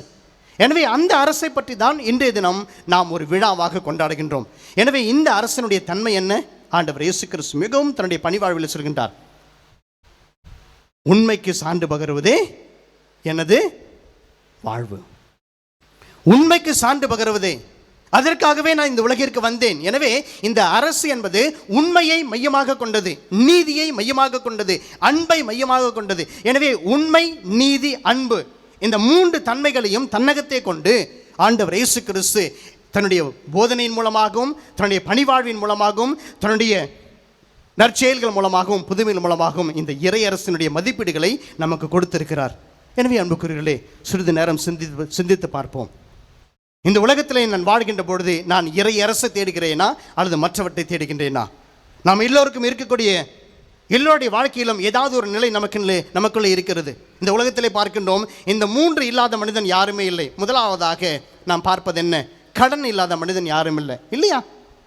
யார் எல்லா விதத்திலும் ஏதோ ஒரு வாழ்நிலை சூழ்நிலையில் நம்ம மற்றபடி நம்ம என்ன செய்கிறோம்? கையை நீட்டி ஆகிறோம். எனவே கடன் வாங்காத மனிதன் இந்த உலகத்தில் யாருமே கிடையாது. நம்முடைய தேவைக்காக அல்லது நம்முடைய பிரச்சனைக்காக நாம் என்ன செய்கின்றோம்? கடன் கடன் கடன். ஒரு சிலருடைய வாழ்க்கையே கடனில் தொடங்கி கடனில் தான் முடிவடைகின்றது. எனவே ஒரு சிலர் இதோ கடனுடைய பிரசனத்திலே கடனாளியாக வந்திருக்கலாம். எனவே கடன் கடன் கடன் இதுதான் நம்முடைய வாழ்வினுடைய ஒரு நிலையாக மாறிவிட்டது. இரண்டாவதாக, நோயற்ற மனிதன் இந்த உலகத்திலே யாருமே, ஏதோ ஒரு நிலையிலே வலியும் வேதனையும் நம்ம விரட்டை கொண்டே இருக்கிறது. எனவே நோயற்ற மனிதன், நாம் எல்லோருக்குமே தெரியும், எல்லா நோய்களுக்கும் மருந்து இருக்கிறதா என்னவோ நமக்கு தெரியாது. எல்லா நோய்களுக்கும் மாத்திரை இருக்கிறதா அல்லது மருந்து இருக்கிறதா என்று நமக்கு தெரியாது. ஆனால் எல்லா மருந்துக்கும் பின்னாடி ஒரு நோய் இருக்குன்னு சொல்லி நமக்கு நல்லாவே தெரியும். எல்லா மாத்திரைக்கும் பின்னாடி கட்டாயம் என்ன இருக்குது? ஒரு நோய் நிச்சயமாக இருக்கிறது. எனவே வலியும் வேதனையும் நம்முடைய வாழ்வினுடைய ஒரு பகுதியாக மாறிவிட்டது. எனவே நோய் மற்றொன்று இல்லாத மனிதன் இல்லை. மூன்றாவதாக பகைமை, வெறுப்பு, கோபம், வர்மம், வைராக்கியம், இவ்வாறாக பகைமை இல்லாத மனிதனும் இந்த உலகத்தில் யாரும் இல்லை. எனவே கடவுளுடைய பிரசன்னத்திலே இந்த அரசனுடைய அரசாட்சியை நான் ஏற்றுக்கொள்ள வேண்டும் என்றால், நான் கடனாளியாக வந்திருக்கிறேனா, நோயாளியாக இருக்கின்றேனா அல்லது பகையாளியாக இருக்கின்றேனா, எந்த மனநிலையோடு நான் வந்திருக்கின்றேன்? இந்த 3 நிலைகளையும் நாம் அழித்தால் ஒழிய நாம் நன்றி உணர்வோடும் நம்பிக்கை உணர்வோடும் இந்த அரசன் கொடுக்கின்ற ஆசீர்வாதத்தை நம்மால் பெற்றுக்கொள்ள முடியாது. எனவே அன்புக்குரியவர்களே, சிந்திப்போம். இன்றைய முதல் வாசகத்தில் மிகவும் அழகாக தானியேல் கண்ட காட்சி, நான் மானிட மகன் போன்ற ஒருவரை கண்டேன், அவரிடம் ஆட்சியுரிமையும் அரசும் கொடுக்கப்பட்டது, அவரது ஆட்சிக்கு முடிவேறாது, எல்லா இனத்தாரும் அவர் முன் தலை வணங்கி நிற்பார்கள். எனவே எல்லா இனத்தாரும் அவர் முன் தலை வணங்கி இருப்பார்கள் என்றால், அந்த நேரத்திலே மக்கள் அடிமைத்தனத்தில் வாழ்ந்தார்கள். அன்று ஆட்சி புரிந்த நான்காம் அந்தியக்கூஸ் என்ற அந்த அரசன் கிரேக்க தெய்வங்களை வழிபட வேண்டும், பொய் தெய்வங்களை வழிபட வேண்டும் என்று யூதர்களை அவன் சித்திரவதை செய்தான். எனவே அந்த நேரத்தில் நம்பிக்கையினுடைய அடையாளமாக தானியேல் மூலமாக இறைவன் அவர்களை உள்ளத்திலே நம்பிக்கையை கொடுத்தார், நம்பிக்கை என்ற உணர்வை ஏற்படுத்தினார் என்று பார்க்கின்றோம். ஆண்டவர் இயேசு கிறிஸ்து தன்னுடைய அரசாட்சியை பற்றி பேசுகின்ற பொழுது, உண்மைக்கு சான்று பகருவதே என் அரசு என்று சொல்கின்ற பொழுது, யூதர்கள் எல்லோருமே நாம் பார்க்கின்றோம் ரோமையர்களுக்கு அடிமைகளாக வாழ்ந்தார்கள். ஆனால் இந்த அரசன் யார் என்று சொன்னால், நமக்கு நல்வாழ்வு கொடுத்த அரசன் அல்ல என்றால், இந்த மண்ணில் எத்தனையோ அரசர்கள் வாழ்ந்தார்கள், எத்தனையோ அரசர்கள் மக்களுக்காக தன்னுடைய உயிரை கொடுத்தார்கள், நல்லது செய்தார்கள், நன்மை தனத்திலே வாழ்ந்து மடிந்தார்கள். ஆனால் இந்த அரசன், ஆண்டவர் இயேசு கிறிஸ்து என்ற அரசருக்கெல்லாம் அரசராக இருக்கின்ற இந்த அரசன் ஒரு மாறுபட்ட அரசன் என்றால், இந்த அரசன் ஒருவன் மட்டும்தான் இந்த மண்ணுலகிலே நேற்றும் இன்றும் என்றென்றும் நமது பாவங்களுக்காக தன்னுடைய உயிரை கையளித்த அரசன். இந்த உலகத்திலே நம்முடைய நன்மைக்காக, நம்முடைய சந்தோஷத்திற்காக அல்லது துக்கத்திற்காக யார் வேண்டுமானாலும் நம்மை அன்பு செய்யலாம், நமக்கு தியாகம் செய்யலாம். ஆனால் நம்முடைய பாவத்தை பகிர்ந்து கொண்ட ஒரே ஒரு அரசன் இந்த ஆண்டவர் இயேசு கிறிஸ்து என்ற ஒரு அரசன் மட்டும்தான். எனவே இவன் ஒரு மாறுபட்ட ஒரு அரசராக இருக்கின்றார். என்னுடைய பாவங்களுக்காக தன்னுடைய உயிரை கையெழுத்துவது மட்டுமல்லாமல் வெற்றியின் வீரராக அந்த மரணத்தை முதலில் வென்றவர். எனவே அவர் நம்பிக்கையின் சாட்சியாக இருக்கின்றார். நம்பிக்கையின் சாட்சியாக இருக்கின்ற அந்த அரசனுடைய ஆசிரியை நான் பெற்றுக்கொள்ள வேண்டும் என்றால், இந்த வற்றாத வரம் அளிக்கும் வாடிப்பட்ட அன்னையினுடைய ஆசீர்வாதம் நம் எல்லோருக்கும் கிடைக்க வேண்டும் என்றால், அன்பார்ந்தவர்களே, ஒவ்வொரு நாளும் அந்த இறை அரசை நாடி ஜெபிப்போம். ஜெபித்து வாழ்ந்தவன் சரித்து விழுந்ததாக சரித்திரமில்லை என்று சொல்வார்கள். என் குடும்பம் வீணா போச்சு, என் குடும்பம் நாசமா போச்சு, நான் நினைக்கிற காலம் எதுவுமே நடவேறல, நான் கேட்கிற வரத்தை இறைவன் கொடுக்கல, என்ன நான் சொன்னது நல்ல உள்ளத்தோடு நான் ஜெபிக்கல, எனக்கு இருக்க வேண்டிய அந்த நன்றி உணர்வும் நம்பிக்கை உணர்வோடு நான் ஜெபிக்கல, அதனால் கடவுளுடைய ஆசீர்வாதம் என்னை தேடி வரவில்லை. எனவே ஜெபித்து வாழ்ந்தவன் சரித்து விழுந்ததாக சரித்திரமில்லை. எனவே அந்த நம்பிக்கை உணர்வோடு ஆண்டவர் நமக்கு கொடுத்த ஒரே ஒரு கட்டளை, இறையரசை நாடுங்கள், தேடுங்கள், கண்டடையுங்கள், உங்களுக்கு தேவையான எல்லாமும் அதனோடு சேர்த்து கொடுக்கப்படும் என்று சொல்கின்றார். எனவே வாழ்வின் ஆசீர்வாதங்களை பெற்றுக்கொள்ளுங்கள். இறையரசு நமது மத்தியிலே மலர வேண்டும். நாம் உண்மையை சார்ந்து வாழ வேண்டும், நீதியை சார்ந்து வாழ வேண்டும். ஆண்டவர் இயேசு கிறிஸ்து கற்றுக் கொடுத்த அந்த வாழ்க்கையை நமக்கு சொந்தமாக்கிக் கொள்வோம். அரசருக்கெல்லாம் அரசராக இருக்கின்றவர் நம் ஆண்டவர் இயேசு கிறிஸ்து. எல்லா இனத்தாரும் அவர் முன் தலை வணங்கி நிற்பார்களாக. இதுதான் ஒவ்வொரு முறையும் நாம் ஆராதனை நேரத்தில் பாடுகின்றோம். மாண்புயர், அந்த ஒரே ஒரு லைன் மட்டும் பாடுங்க. ஒரு அற்புதமான ஒரு ஆராதனை. அவர் அரசர் என்று அங்கீகரித்து நாம் பாடக்கூடிய ஆழ்ந்த விசுவாசமும் நம்பிக்கையும் நிறைந்த நம்மை வாழ வைக்கின்ற ஒரு அற்புதமான ஒரு பாடல். மாண்புயருள்ளடையாளத்தை தாழ்ந்து பணிந்து ஆராதிப்போம். பழைய நியம முறைகள் அனைத்தும் இனி மறைந்து முடிவு பெறுக. புதிய நியம முறைகள் வருக. எனவே ஆராதிப்போம், ஆசிரியை பெற்றுக்கொள்வோம். ஆமென்.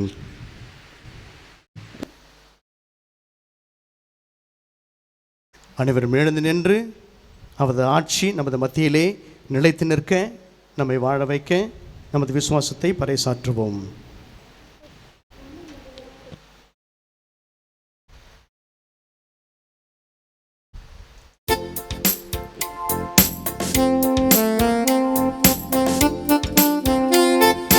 விண்ணையும் மண்ணையும் படைத்தவராம் கடவுள் ஒருவர் இருக்கின்றார்.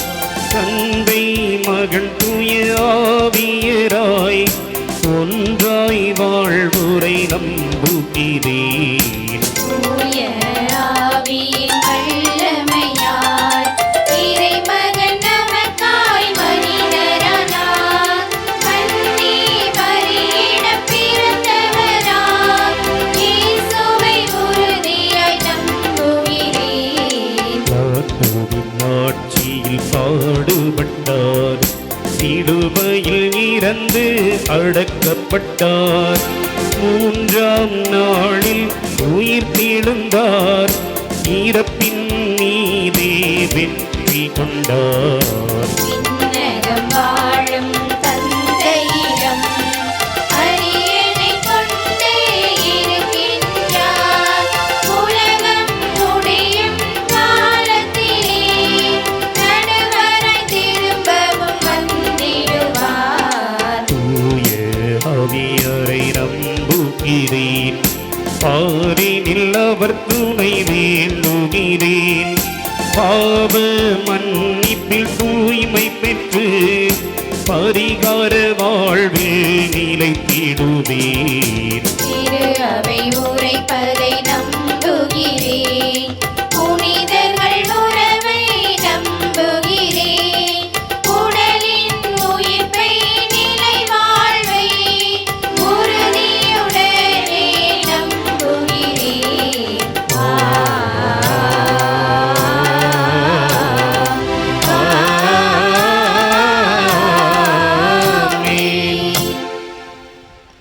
அரசர்களுக்கெல்லாம் அரசராக இருக்கின்ற தேவன், நீங்கள் அந்த அரசை நாடுங்கள், உங்களுக்கு உங்கள் வாழ்வின் தேவைகள் அனைத்தும் உங்களுக்கு சேர்த்து கொடுக்கப்படும் என்று சொல்கின்றார். எனவே அந்த இறை அரசு நமது இல்லங்களிலும் உள்ளங்களிலும் நாம் வாழ்கின்ற சமுதாயத்திலும் என்றுமே ஆட்சி புரிய வேண்டும் என்று நாம் ஜெபிப்போம்.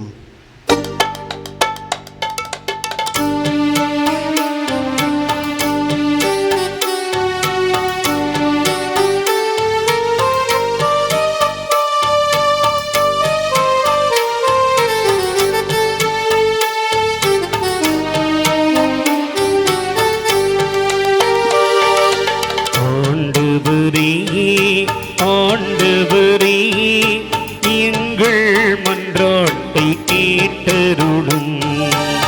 ஆண்டவரே, ஆண்டவரே, எங்கள் மன்றாட்டை கேட்டருளும். இறைவா, உமது திரு அவையில் உள்ள திருத்தந்தை, ஆயர்கள், குருக்கள், துறவரத்தார் அனைவரும் இயேசு கிறிஸ்துவை தம் இதய அரசராக ஏற்று அவரின் இறையரசை இவ்வுலகின் எத்திசையிலும் பறைசாற்றவும், உலக மக்கள் அனைவரையும் அவரின் அரசில் இணைத்திட ஒரு மனதினராய் உழைக்க தேவையான வரங்களை பொழிந்து வழிநடத்த வேண்டும் என்று இறைவா உம்மை மன்றாடுகின்றோம். ஆண்டவரே,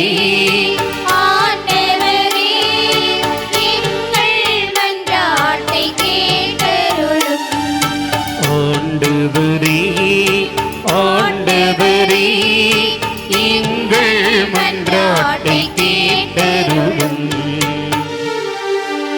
இறைவா,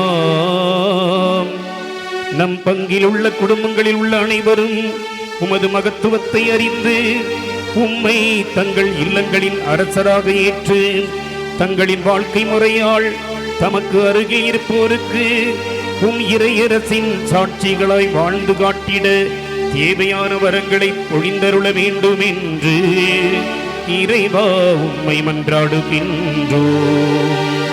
ஆண்டவரே, ஆண்டவரே, எங்கள் மன்றாட்டை கேட்டருளும். ஆண்டவரே, ஆண்டவரே, எங்கள் மன்றாட்டை கேட்டருளும். இறைவா, புனிதர்கள் மற்றும் மரித்த ஆன்மாக்களை நினைவு கூறும் இந்த நாட்களில் எம் இளைய தலைமுறையினர் இறையரசின் விழுமியங்களை தங்களுக்குள் பெற்று இச்சமுதாயத்திற்கு புனிதர்களைப் போல முன்மாதிரியான நல்வாழ்வு வாழ்ந்திடவும் தன்னலமற்ற சேவையால் உமது இரக்கத்தை காட்டும் நல் உள்ளங்கள் உடையவராக மாறிட தேவையான வரங்களை பொழிய வேண்டும் என்று இறைவா உம்மை மன்றாடுகின்றோம். ஆண்டவரே, ஆண்டவரே, எங்கள் மன்றாட்டை கேட்டருளும். ஆண்டவரே, ஆண்டவரே, எங்கள் மன்றாட்டை கேட்டருளும். இறைவா, இயற்கை பேரிடராலும் பொருளாதார மாற்றங்களால் அவதிப்படும் மக்களுக்கு நலமும் வளமும் நிறைவான வாழ்வும் கிடைத்திடவும் ஆள்வோரின் கரிசனையும் பாதுகாப்பும் பெற்றிடவும் சிரமமின்றி பொருளாதார ஏற்றம் பெற்றிட தேவையான வரங்களை அளித்திட வேண்டும் என்று இறைவா உம்மை மன்றாடுகின்றோம்.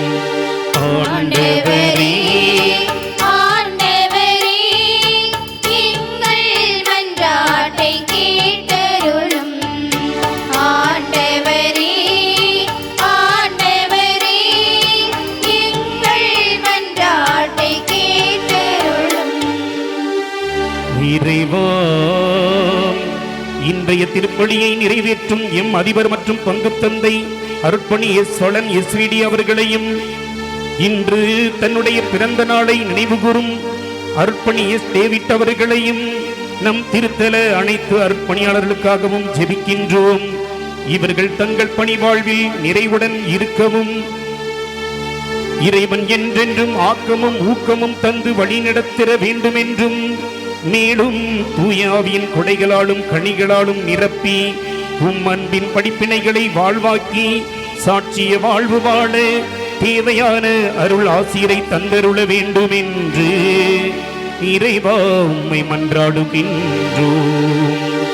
ஆண்டவரே ஆண்டவரே, எங்கள் மன்றாட்டை கேட்டருளும். ஆண்டவரே, ஆண்டவரே, எங்கள் மன்றாட்டை கேட்டருளும். நம்மளுடைய தனிப்பட்ட தேவைகளுக்காக சிறிது நேரம் மௌனமாக ஜெபிப்போம்.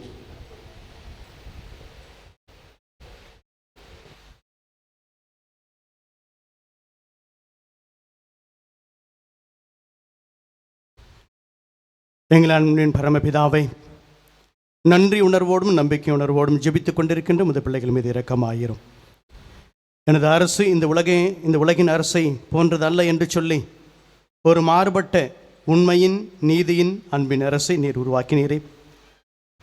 மற்ற அரசர்கள் எல்லோருமே தன்னுடைய மக்களுக்காக நல்லது செய்து வாழ்ந்தார்கள். ஆனால் என்னுடைய பாவங்களை உண்மையை ஏற்றுக்கொண்டு வாழ்ந்த அரசு உமது அரசு, மரணத்தை வென்ற அரசு உமது அரசு. எனவே அந்த அரசை நாங்கள் என்றுமே நாடி, அந்த அரசனுடைய மக்களாக நாங்கள் என்றுமே உமக்கு ஏற்படைய வாழ்க்கை வாழ்ந்திட அருள் வேண்டி எங்கள் ஆண்டவர் மீட்பருமாகிய அதே கிறிஸ்து வழியாக உம்மை மன்றாடுகின்றோம். ஆமென்.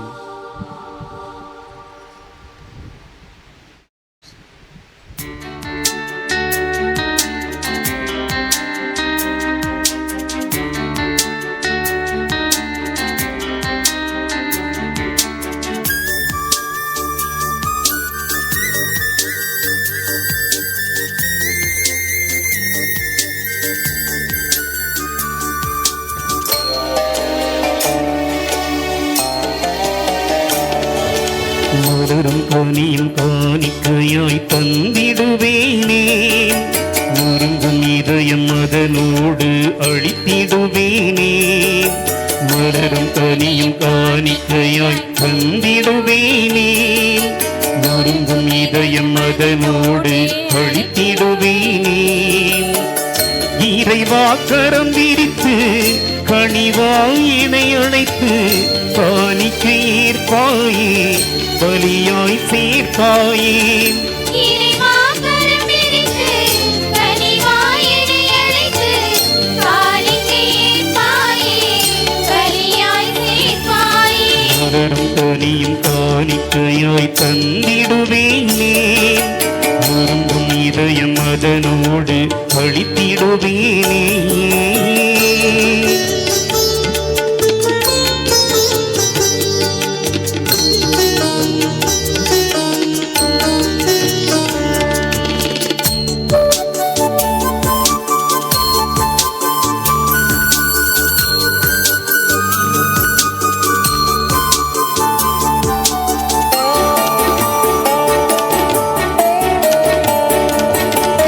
நிலத்தின் வளமும் அதில் மனித உழைப்பும் தந்ததுவே நல் பயனாகவே.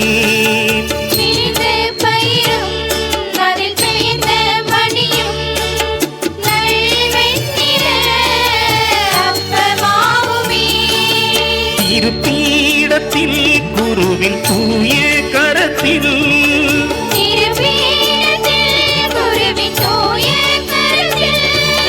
மாறும் அதுவே சுவின் திருவுடலாகவே.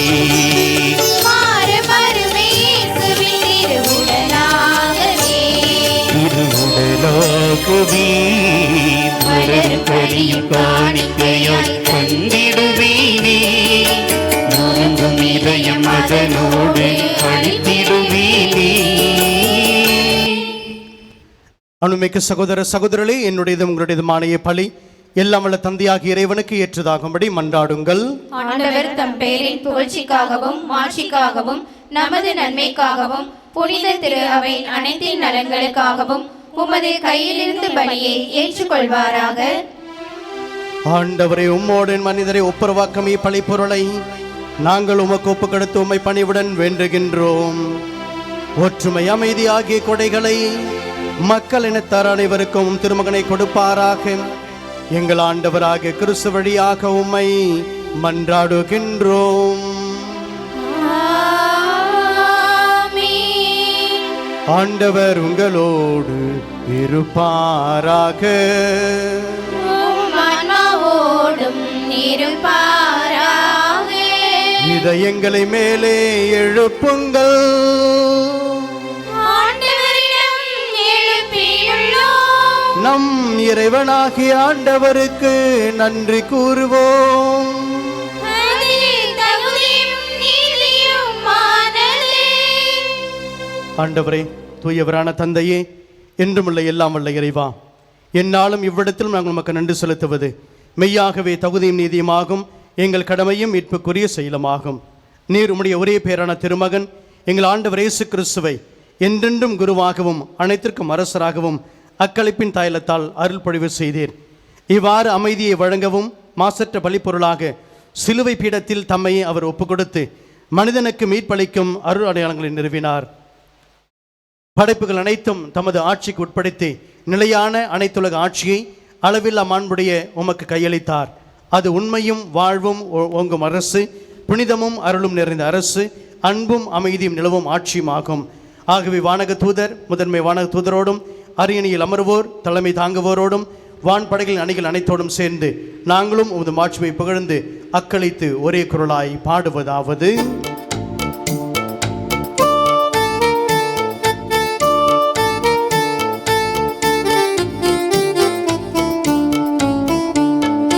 தூயவர் தூயவர் தூயவர் வான்படைகளின் கடவுளமாண்டவர். விண்ணகமும் மண்ணகமும் உமது மாட்சியால் நிறைந்துள்ளன. உன்னதங்களிலே ஓசன்னா, உன்னதங்களிலே ஓசன்னா. ஆண்டவர் பெயரால் வருகிறவர் ஆசி பெற்றவர். உன்னதங்களிலே ஓசன்னா, உன்னதங்களிலே ஓசன்னா. ஓசன்னா ஓசன்னா ஓசன்னா ஓசன்னா.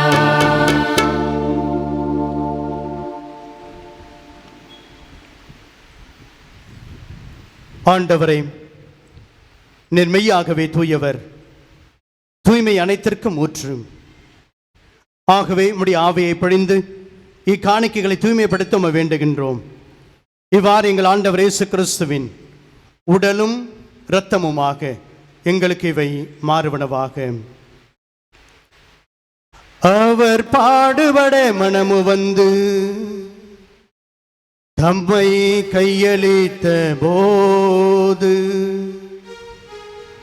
அப்பத்தை எடுத்து நன்றி செலுத்தி அதை பிட்டு தம் சீடருக்கு அளித்து அவர் கூறியதாவது: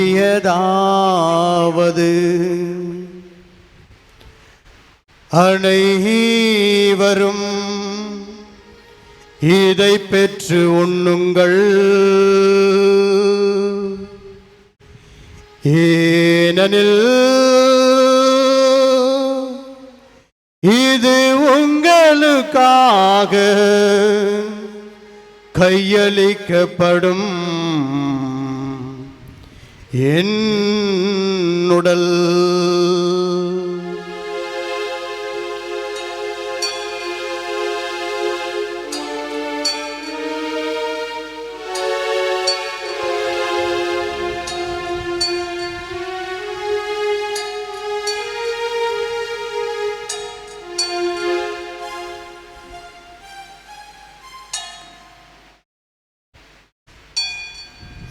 வண்ணமே இரவு விருந்தை அருந்திய பின் கிண்ணத்தை எடுத்து நன்றி செலுத்தி தம் சீடருக்கு அளித்து அவர் கூறியதாவது: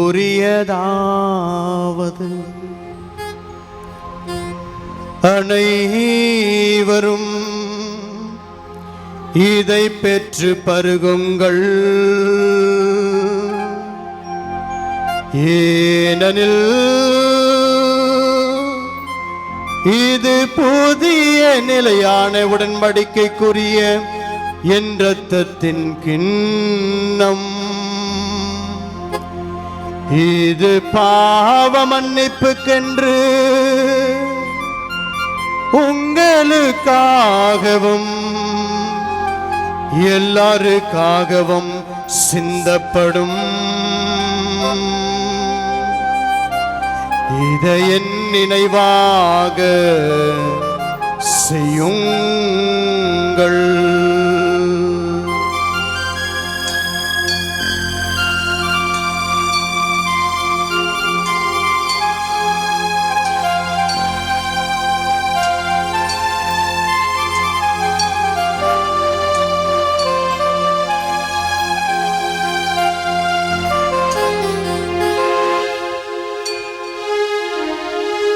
நம்பிக்கையின் மறைபொருள். ஆண்டவரே, நீர் வருமளவும் உமது இறப்பினை அறிக்கையிடுகின்றோம், உமது உயிர்ப்பினையும் எடுத்துரைக்கின்றோம். ஆகவே ஆண்டவரே, நாங்கள் கிறிஸ்துவின் இறப்பினையும் உயிர்ப்பினை நினைவு கூர்ந்து வாழ்வு தரும் அப்பத்தையும் மீட்பளிக்கும் கிண்ணத்தையும் உமக்கு அர்ப்பணிக்கின்றோம். ஓம் திருமண் நின்று கோழியும் பிரிய தகுந்தவர்களை ஏற்றுக்கொண்டீர், எனவே உமக்கு நன்றி செலுத்துகின்றோம். மேலும் கிறிஸ்துவின் உடலிலும் இரத்தத்திலும் பங்குகளும் எங்களை தூய ஆவியார் ஒன்று சேர்க்க வேண்டும் என உம்மை தாழ்மையோடு மன்றாடுகின்றோம். ஆண்டவரே, உலகமெங்கும் பரவியிருக்கும் உடைய திரு அவையை நினைவுறுதலும் எங்கள் திரு தந்தை பிரான்சிஸ், எங்கள் உயர் மறை மாவட்டத்தின் அப்போஸ்தலிக்க பரிபாலகர் மேதகு அந்தோனிசாமி ஆண்டகை, எல்லா திருநிலையினராகிய அனைவரோடும் உடைய திரு அவை அன்பில் நிறைவு பெறச் செய்தலும். தந்தை இந்த நாளிலே தன்னுடைய பிறந்த நாளை கொண்டாடி இந்த பலிப்பிடத்திலே நன்றி சொல்லி இந்த திருப்பலி ஒப்பு கொடுத்து கொண்டிருக்கக்கூடிய அருட்தந்தை டேவிட் அவர்களையும் அவருடைய குடும்பத்தாரையும் அவருடைய பணியின் நிறைவாக நீர் ஆசீர்வதித்திரளும். மேலும் உயிர்த்தெழும் எதிர்நோக்குடன் துயில் கொள்ளும் எங்கள் சகோதர சகோதரிகளையும் இறந்தோர் அனைவரையும் இரக்கத்துடன் நினைகூர்ந்து உமது திருமுக ஒளியினுள் ஏற்றிரளும். எங்கள் அனைவர் மீதும் இரக்கமாயிரும். கடவுளின் கன்னித்தாயான புனித மரியா, அவருடைய கணவருமாகிய புனித யோசேப்பு, புனித திருத்தூதர்கள், இவ்வுலகிலும் உகந்தவராயிருந்த ஆகிய புனிதர்கள் அனைவரிடம் நாங்கள் நிலை வாழ்வில் பங்கு கொள்ளும் தகுதி பெற்று உம் திருமகன் இயேசு கிறிஸ்து வழியாக உம்மை புகழ்ந்தேத்தும் வரமருள உம்மை மன்றாடுகின்றோம்.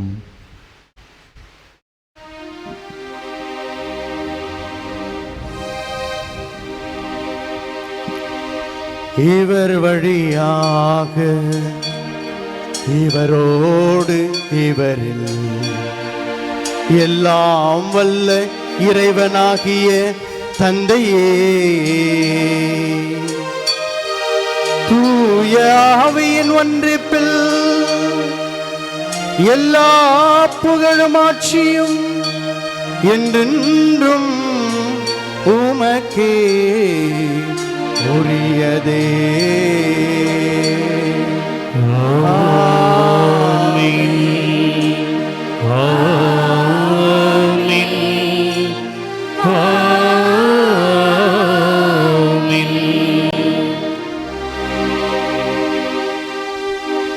இறையரசு நமது உள்ளங்களிலும் இல்லங்களிலும் என்றுமே ஆட்சி புரிய மன்றாடுவோம்.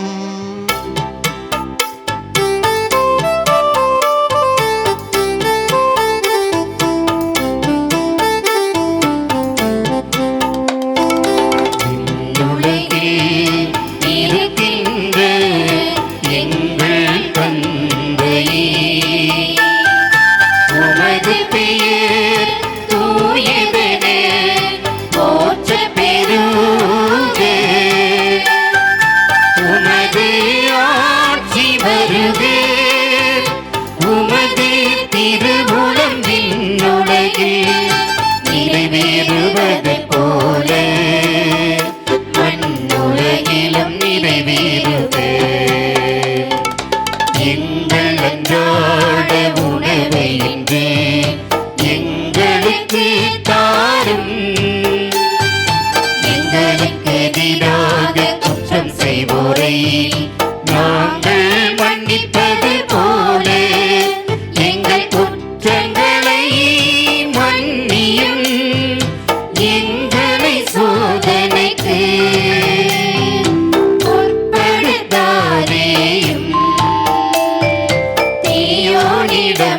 இருந்து எங்களை விடுவித்தருளும், எங்களை விடுவித்தருளும்.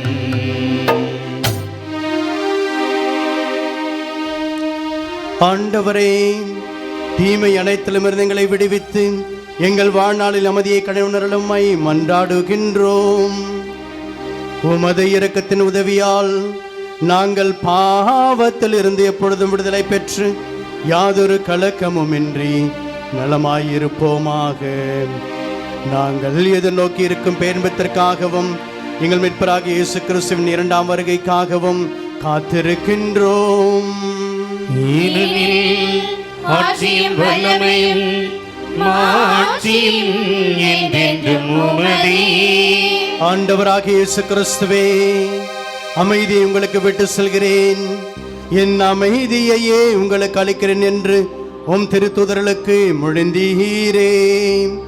எங்கள் பாவங்களையும் பலவீனங்களையும் தகுதியின்மையும் பாராமல் உமது திரு அவையின் நம்பிக்கையை கண்ணோக்கி உமது திருவுளத்திற்கு ஏற்ப அதற்கு அமைதியும் ஒற்றுமையும் அருள்வீராக. என்றென்றும் வாழ்ந்து ஆட்சி செய்கின்றவர் நீரே. ஆண்டவருடைய அமைதி உங்கள் அனைவரோடும் இருப்பதாக.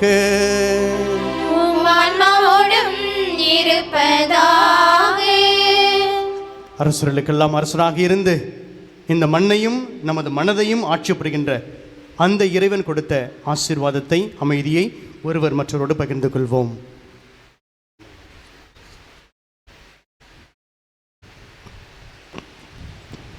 உலகின் பாவங்களை போக்கும் இறைவனின் செம்மறியே, எங்கள் மேல் இரக்கமாயிரும். உலகின் பாவங்களை போக்கும் இறைவனின் செம்மறியே, எங்கள் மேல் இரக்கமாயிரும். உலகின் பாவங்களை போக்கும் இறைவனின் செம்மறியே, எங்களுக்கு அமைதியை அளித்தருளும். அன்புக்குரியவர்களே, இதோ நம் ஆண்டவர் இயேசு கிறிஸ்து அகரமும் நகரமும் முதலும் முடிவுமாக இருந்து இந்த மண்ணையும் மனங்களையும் ஆட்சி செய்கின்ற தேவன், உண்மை நீதி அன்பை அளவுகோலாக கொண்டு தந்தையினுடைய பரிவை நம்மோடு பகிர்ந்து கொள்கின்றவர். இந்த நல்லவரின் திருவிருந்துக்கு அழைக்கப்பட்டுள்ள நாம் அனைவரும் பேறு பெற்றோர். ஆண்டவரே, நீர் என் இல்லத்தில் எழுந்தருள நான் தகுதியற்றவள். ஆனால் ஒரு வார்த்தை மட்டும் சொல்லியருளும், எனது ஆன்மா நலமடையும்.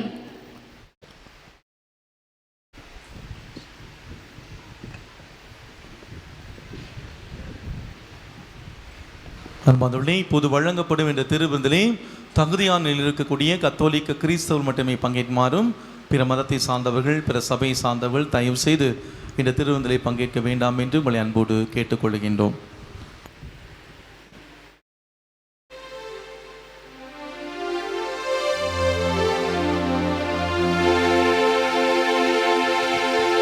உறவாக வா, உணவாக வா, உயிரோடு நிறைவாக வா, என் வாழ்வெல்லாம் துணையாக வா.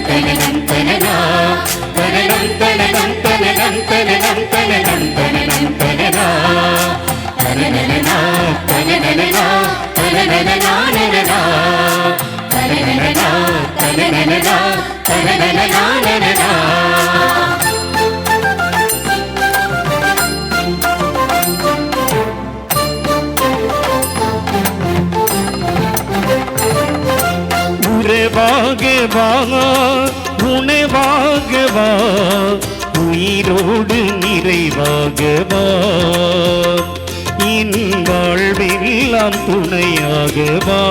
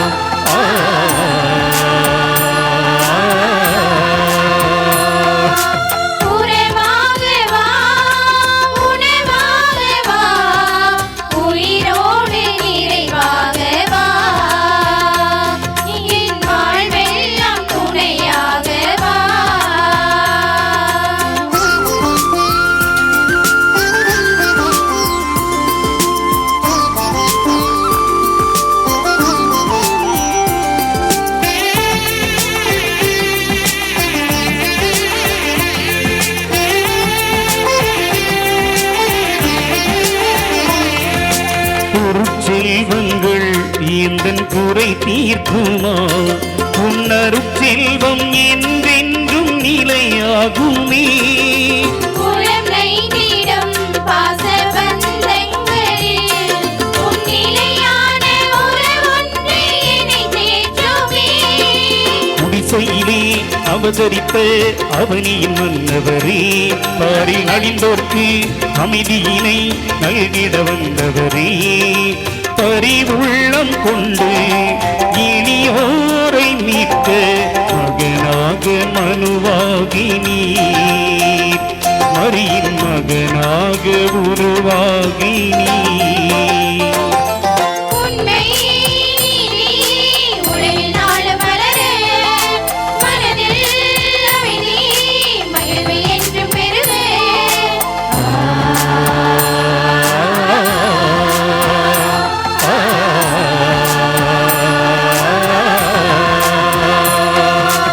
உறவாக வா, உணவாக வா, உயிரோடு நிறைவாக வா, என் வாழ்வெல்லாம் துணையாக வா.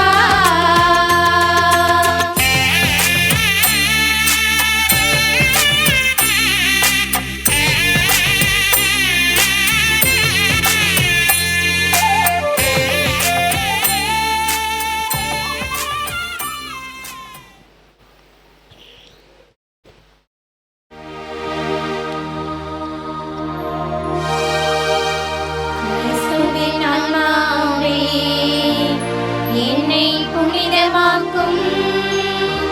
கிறிஸ்துவின் திருவுடலே, என்னை மீட்டருளும். கிறிஸ்துவின் திருரத்தமே, எனக்கு எழுச்சியூட்டும். கிறிஸ்துவின் விழாவின் தண்ணீரே, என்னை கழுவிடுமே. கிறிஸ்துவின் பாடுகளே, என்னை தேற்றிடுமே. ஓ நல்ல இயேசுவே, எனக்கு செவி சாயும்.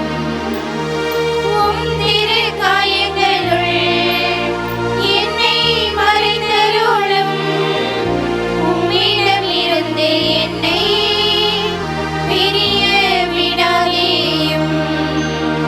தீய பகைவரிடம் இருந்து என்னை காத்தருளும். எனது இறப்பின் வேளையில் என்னை அழைத்தருளும். உம்மிடம் வர எனக்கு கட்டளையிட்டருளும். புனிதர்களோடு எக்காலமும் உம்மை புகழச் செய்யும். ஆமென். அறிவிப்புகள். இன்று கிறிஸ்து அரசர் பெருவிழாவை நாம் மகிழ்ச்சியோடு கொண்டாடி கொண்டிருக்கின்றோம். நம்முடைய உள்ளத்தை மனதை ஆளும் கிறிஸ்து அரசருடைய திருவிழா நல்வாழ்த்துக்களை உங்கள் ஒவ்வொருவருக்கும் மன மகிழ்ச்சியோடு தெரிவித்துக் கொள்கிறேன். கிறிஸ்து அரசருடைய பெயரை தாங்கி இருக்கக்கூடிய ஒவ்வொருவருக்கும் பெயர் நாம வாழ்த்துக்களை மகிழ்ச்சியோடு தெரிவித்துக் கொள்கிறேன். ஒவ்வொருவருக்கும் நம்முடைய வாழ்த்துக்களையும் நாம் கரவல் எழுப்பி நாம் தெரிவித்துக் கொள்வோம்.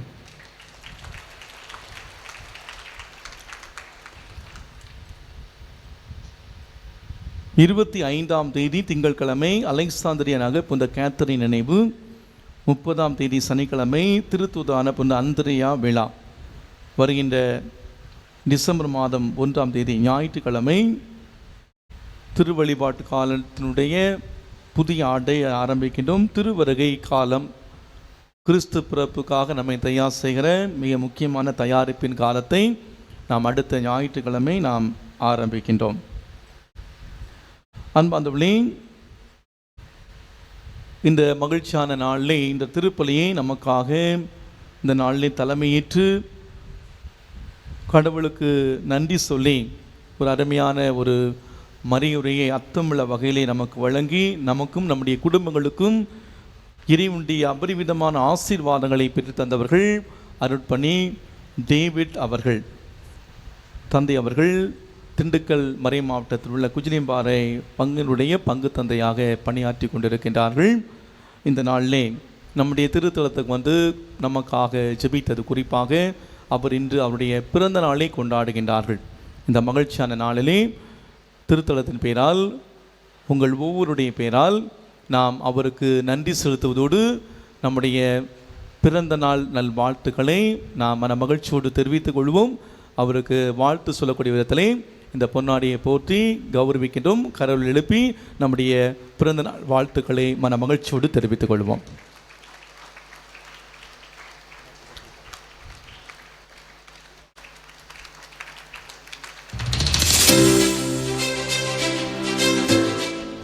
தந்தையருடைய கருத்துக்கள் நிறைவேற அவருக்காக தொடர்ந்து நாம் ஜெபிப்போம்.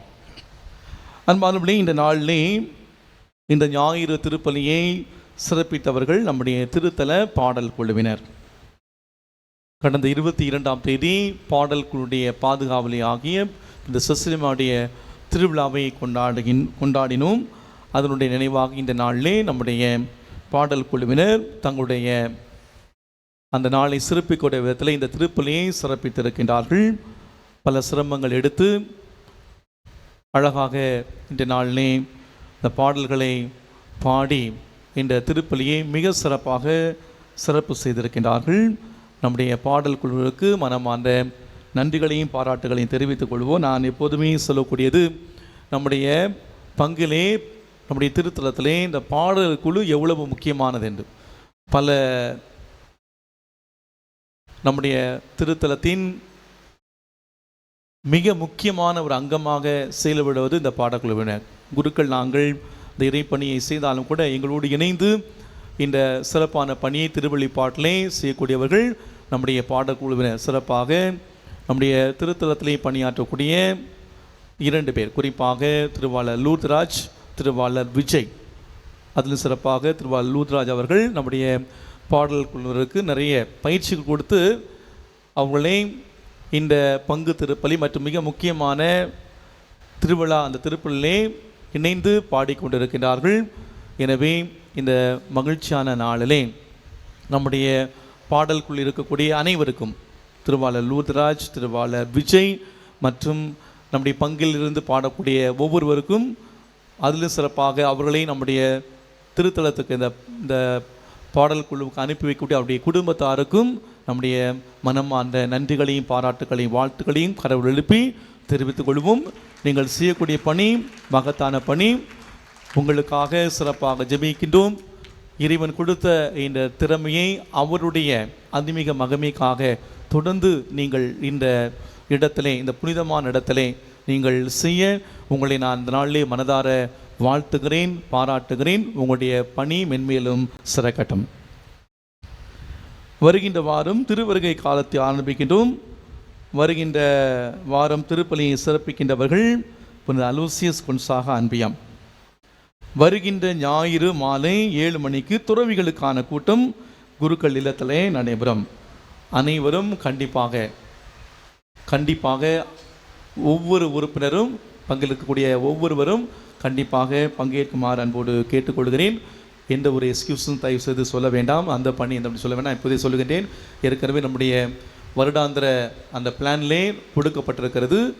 நாம் எதற்காக ஒன்று கூடுகிறோம்னு நமக்கு தெரியும். கிறிஸ்துமஸுடைய தயாரிப்பாக அந்த நாளிலே நாம் ஒன்று கூடி ஜெபத்தோடு நாம் அந்த நாளை நாம் ஆரம்பிக்க இருக்கின்றோம். எனவே அனைவரும் தயவு செய்து நீங்கள் மறக்காமல் மாலை 7 மணிக்கு அடுத்த ஞாயிற்றுக்கிழமை பங்கு இல்லத்திலே ஒன்று கூடுமாறு உங்களை அன்போடு கேட்டுக்கொள்கின்றேன். கிறிஸ்மஸ் கேரல்ஸ் நம்முடைய பங்கிலே டிசம்பர் மாதம் 16, 17, 18 இந்த 3 தேதிகளிலும் நம்முடைய வாடிப்பட்டி பகுதிகளிலும் 19ஆம் தேதி கிளை பங்குகளிலும் நடைபெறும். மாலை 4 மணிக்கு இந்த கேரல்ஸ் ஆரம்பமாகும். 25ஆம் தேதி நம்முடைய கிறிஸ்மஸ் தினம் அன்று ஒவ்வொரு வருடம் செய்வது போல காலை 11 மணிக்கு ஏழை எளிய மக்களோடு அர்த்தமுள்ள அந்த கிறிஸ்மஸ் விழா கொண்டாட்டம் நடைபெறும்.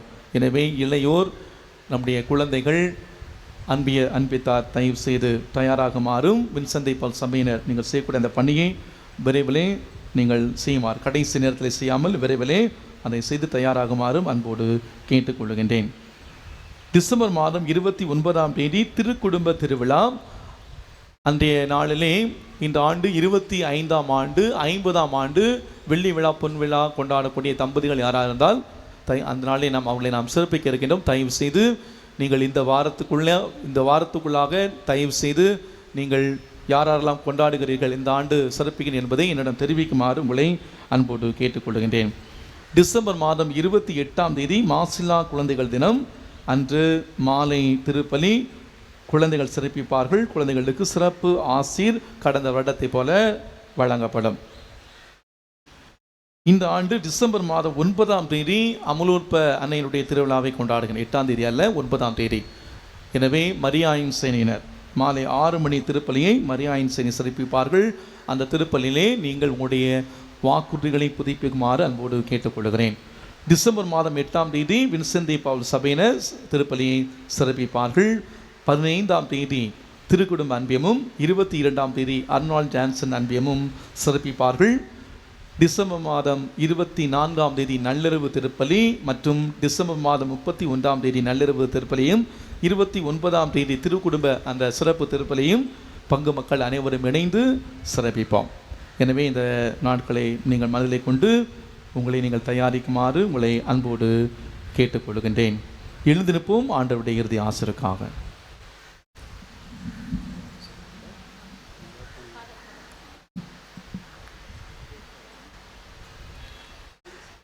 இயேசுவில் அன்புக்குரியவர்களே, நான் மறையுறையிலே சொன்னேன், நீங்கள் எதிர்பார்ப்பதற்கு மேலாக வற்றாத வரம் தரும் ஆடிப்பட்டி அன்னை உங்களை ஆசீர்வதிப்பார் என்று.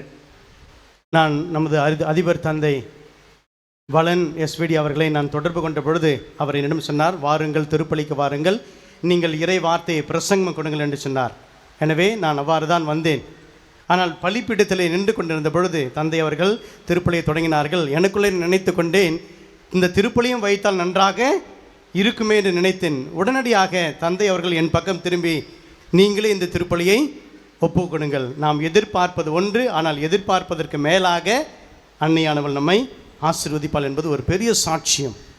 எனவே அன்புக்குரியவர்களே, அந்த வகையிலே இந்த ஒரு பெரிய ஒரு ஆசீர்வாதத்தை அருட்பணி அதிபர் தந்தை மற்றும் பங்கு தந்தை வளநடிகளார் மூலமாக தாயானவள் எனக்கு கொடுத்தால். எனவே அவருக்கு மனமார்ந்த நன்றிகளை நான் தெரிவித்துக் கொள்கிறேன். அதேபோன்று உங்கள் எல்லோருக்கும் எனது மனமார்ந்த நன்றிகளை தெரிவித்துக் கொள்கிறேன். உங்களுடைய ஜெபமும் உங்களுடைய ஆசீர்வாதமும் என்னுடைய இந்த பணி வாழ்விலே இறைவனோடு அன்னை மரியாளோடு இணைத்து என்னை வழிநடத்தும் என்ற நம்பிக்கையோடு உங்கள் அனைவருக்கும் என் மனமார்ந்த நன்றிகளை தெரிவித்துக் கொள்கிறேன். ஜெபிப்போமாக. ஆண்டவரை சாகாவரம் தரும் உணவை உட்கொண்டுள்ள நாங்கள் உம்மை வேண்டுகின்றோம். அனைத்துக்கும் அரசராக கிறிஸ்துவின் கட்டளைகளுக்கு கீழ்ப்படிவதில் பெருமை கொள்ளும் நாங்கள் அவருடைய விண்ணக ஆட்சியில் அவரோடு என்றென்று வாழ ஆற்றல் பெறுவோமாக. எங்கள் ஆண்டவராகிய கிறிஸ்து வழியாக உம்மை மன்றாடுகின்றோம். ஆண்டவர்களோடு இருப்பாராக.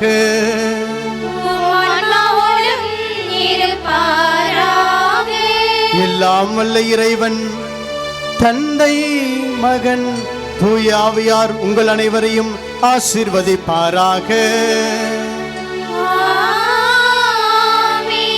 நம் மனங்களை ஆட்சி புரியும் அரசரின் ஆசீரால் சென்று வாழுங்கள். திருப்பலி நிறைவேறிற்று.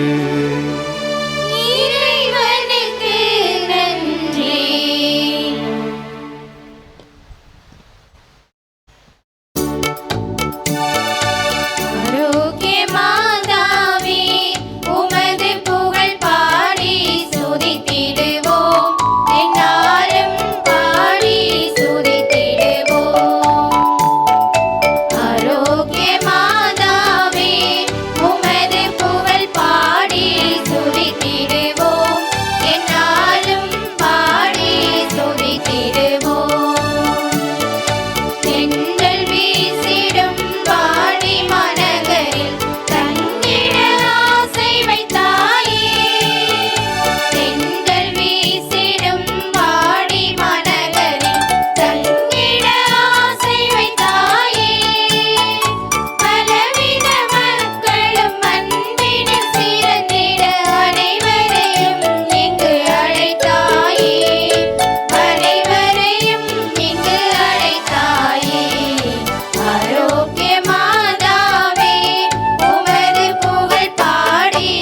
துதித்திடுவோம் என்னாலும் பாடி துதித்திடுவோம் ஆரோக்கியமானாவே உமது புகழ் பாடி துதித்திடுவோம் என்னாலும் பாடி துதித்திடுவோம் உண்மையான புகழுக்குரிய தூய இறை நற்கருணைக்கு எல்லா காலமும் ஆராதனையும் புகழும் போற்றியும் மாட்சிமையும் உண்டாகக் கடவது. கிறிஸ்து ராஜா வாழ்க, உடைய ராட்சியம் வருக, மரியை வாழ்க, சூசையை வாழ்க, புனித அருளானந்தரை வாழ்க. தந்தை, மகன், தூய ஆவியாரின் பெயராலே ஆமென்.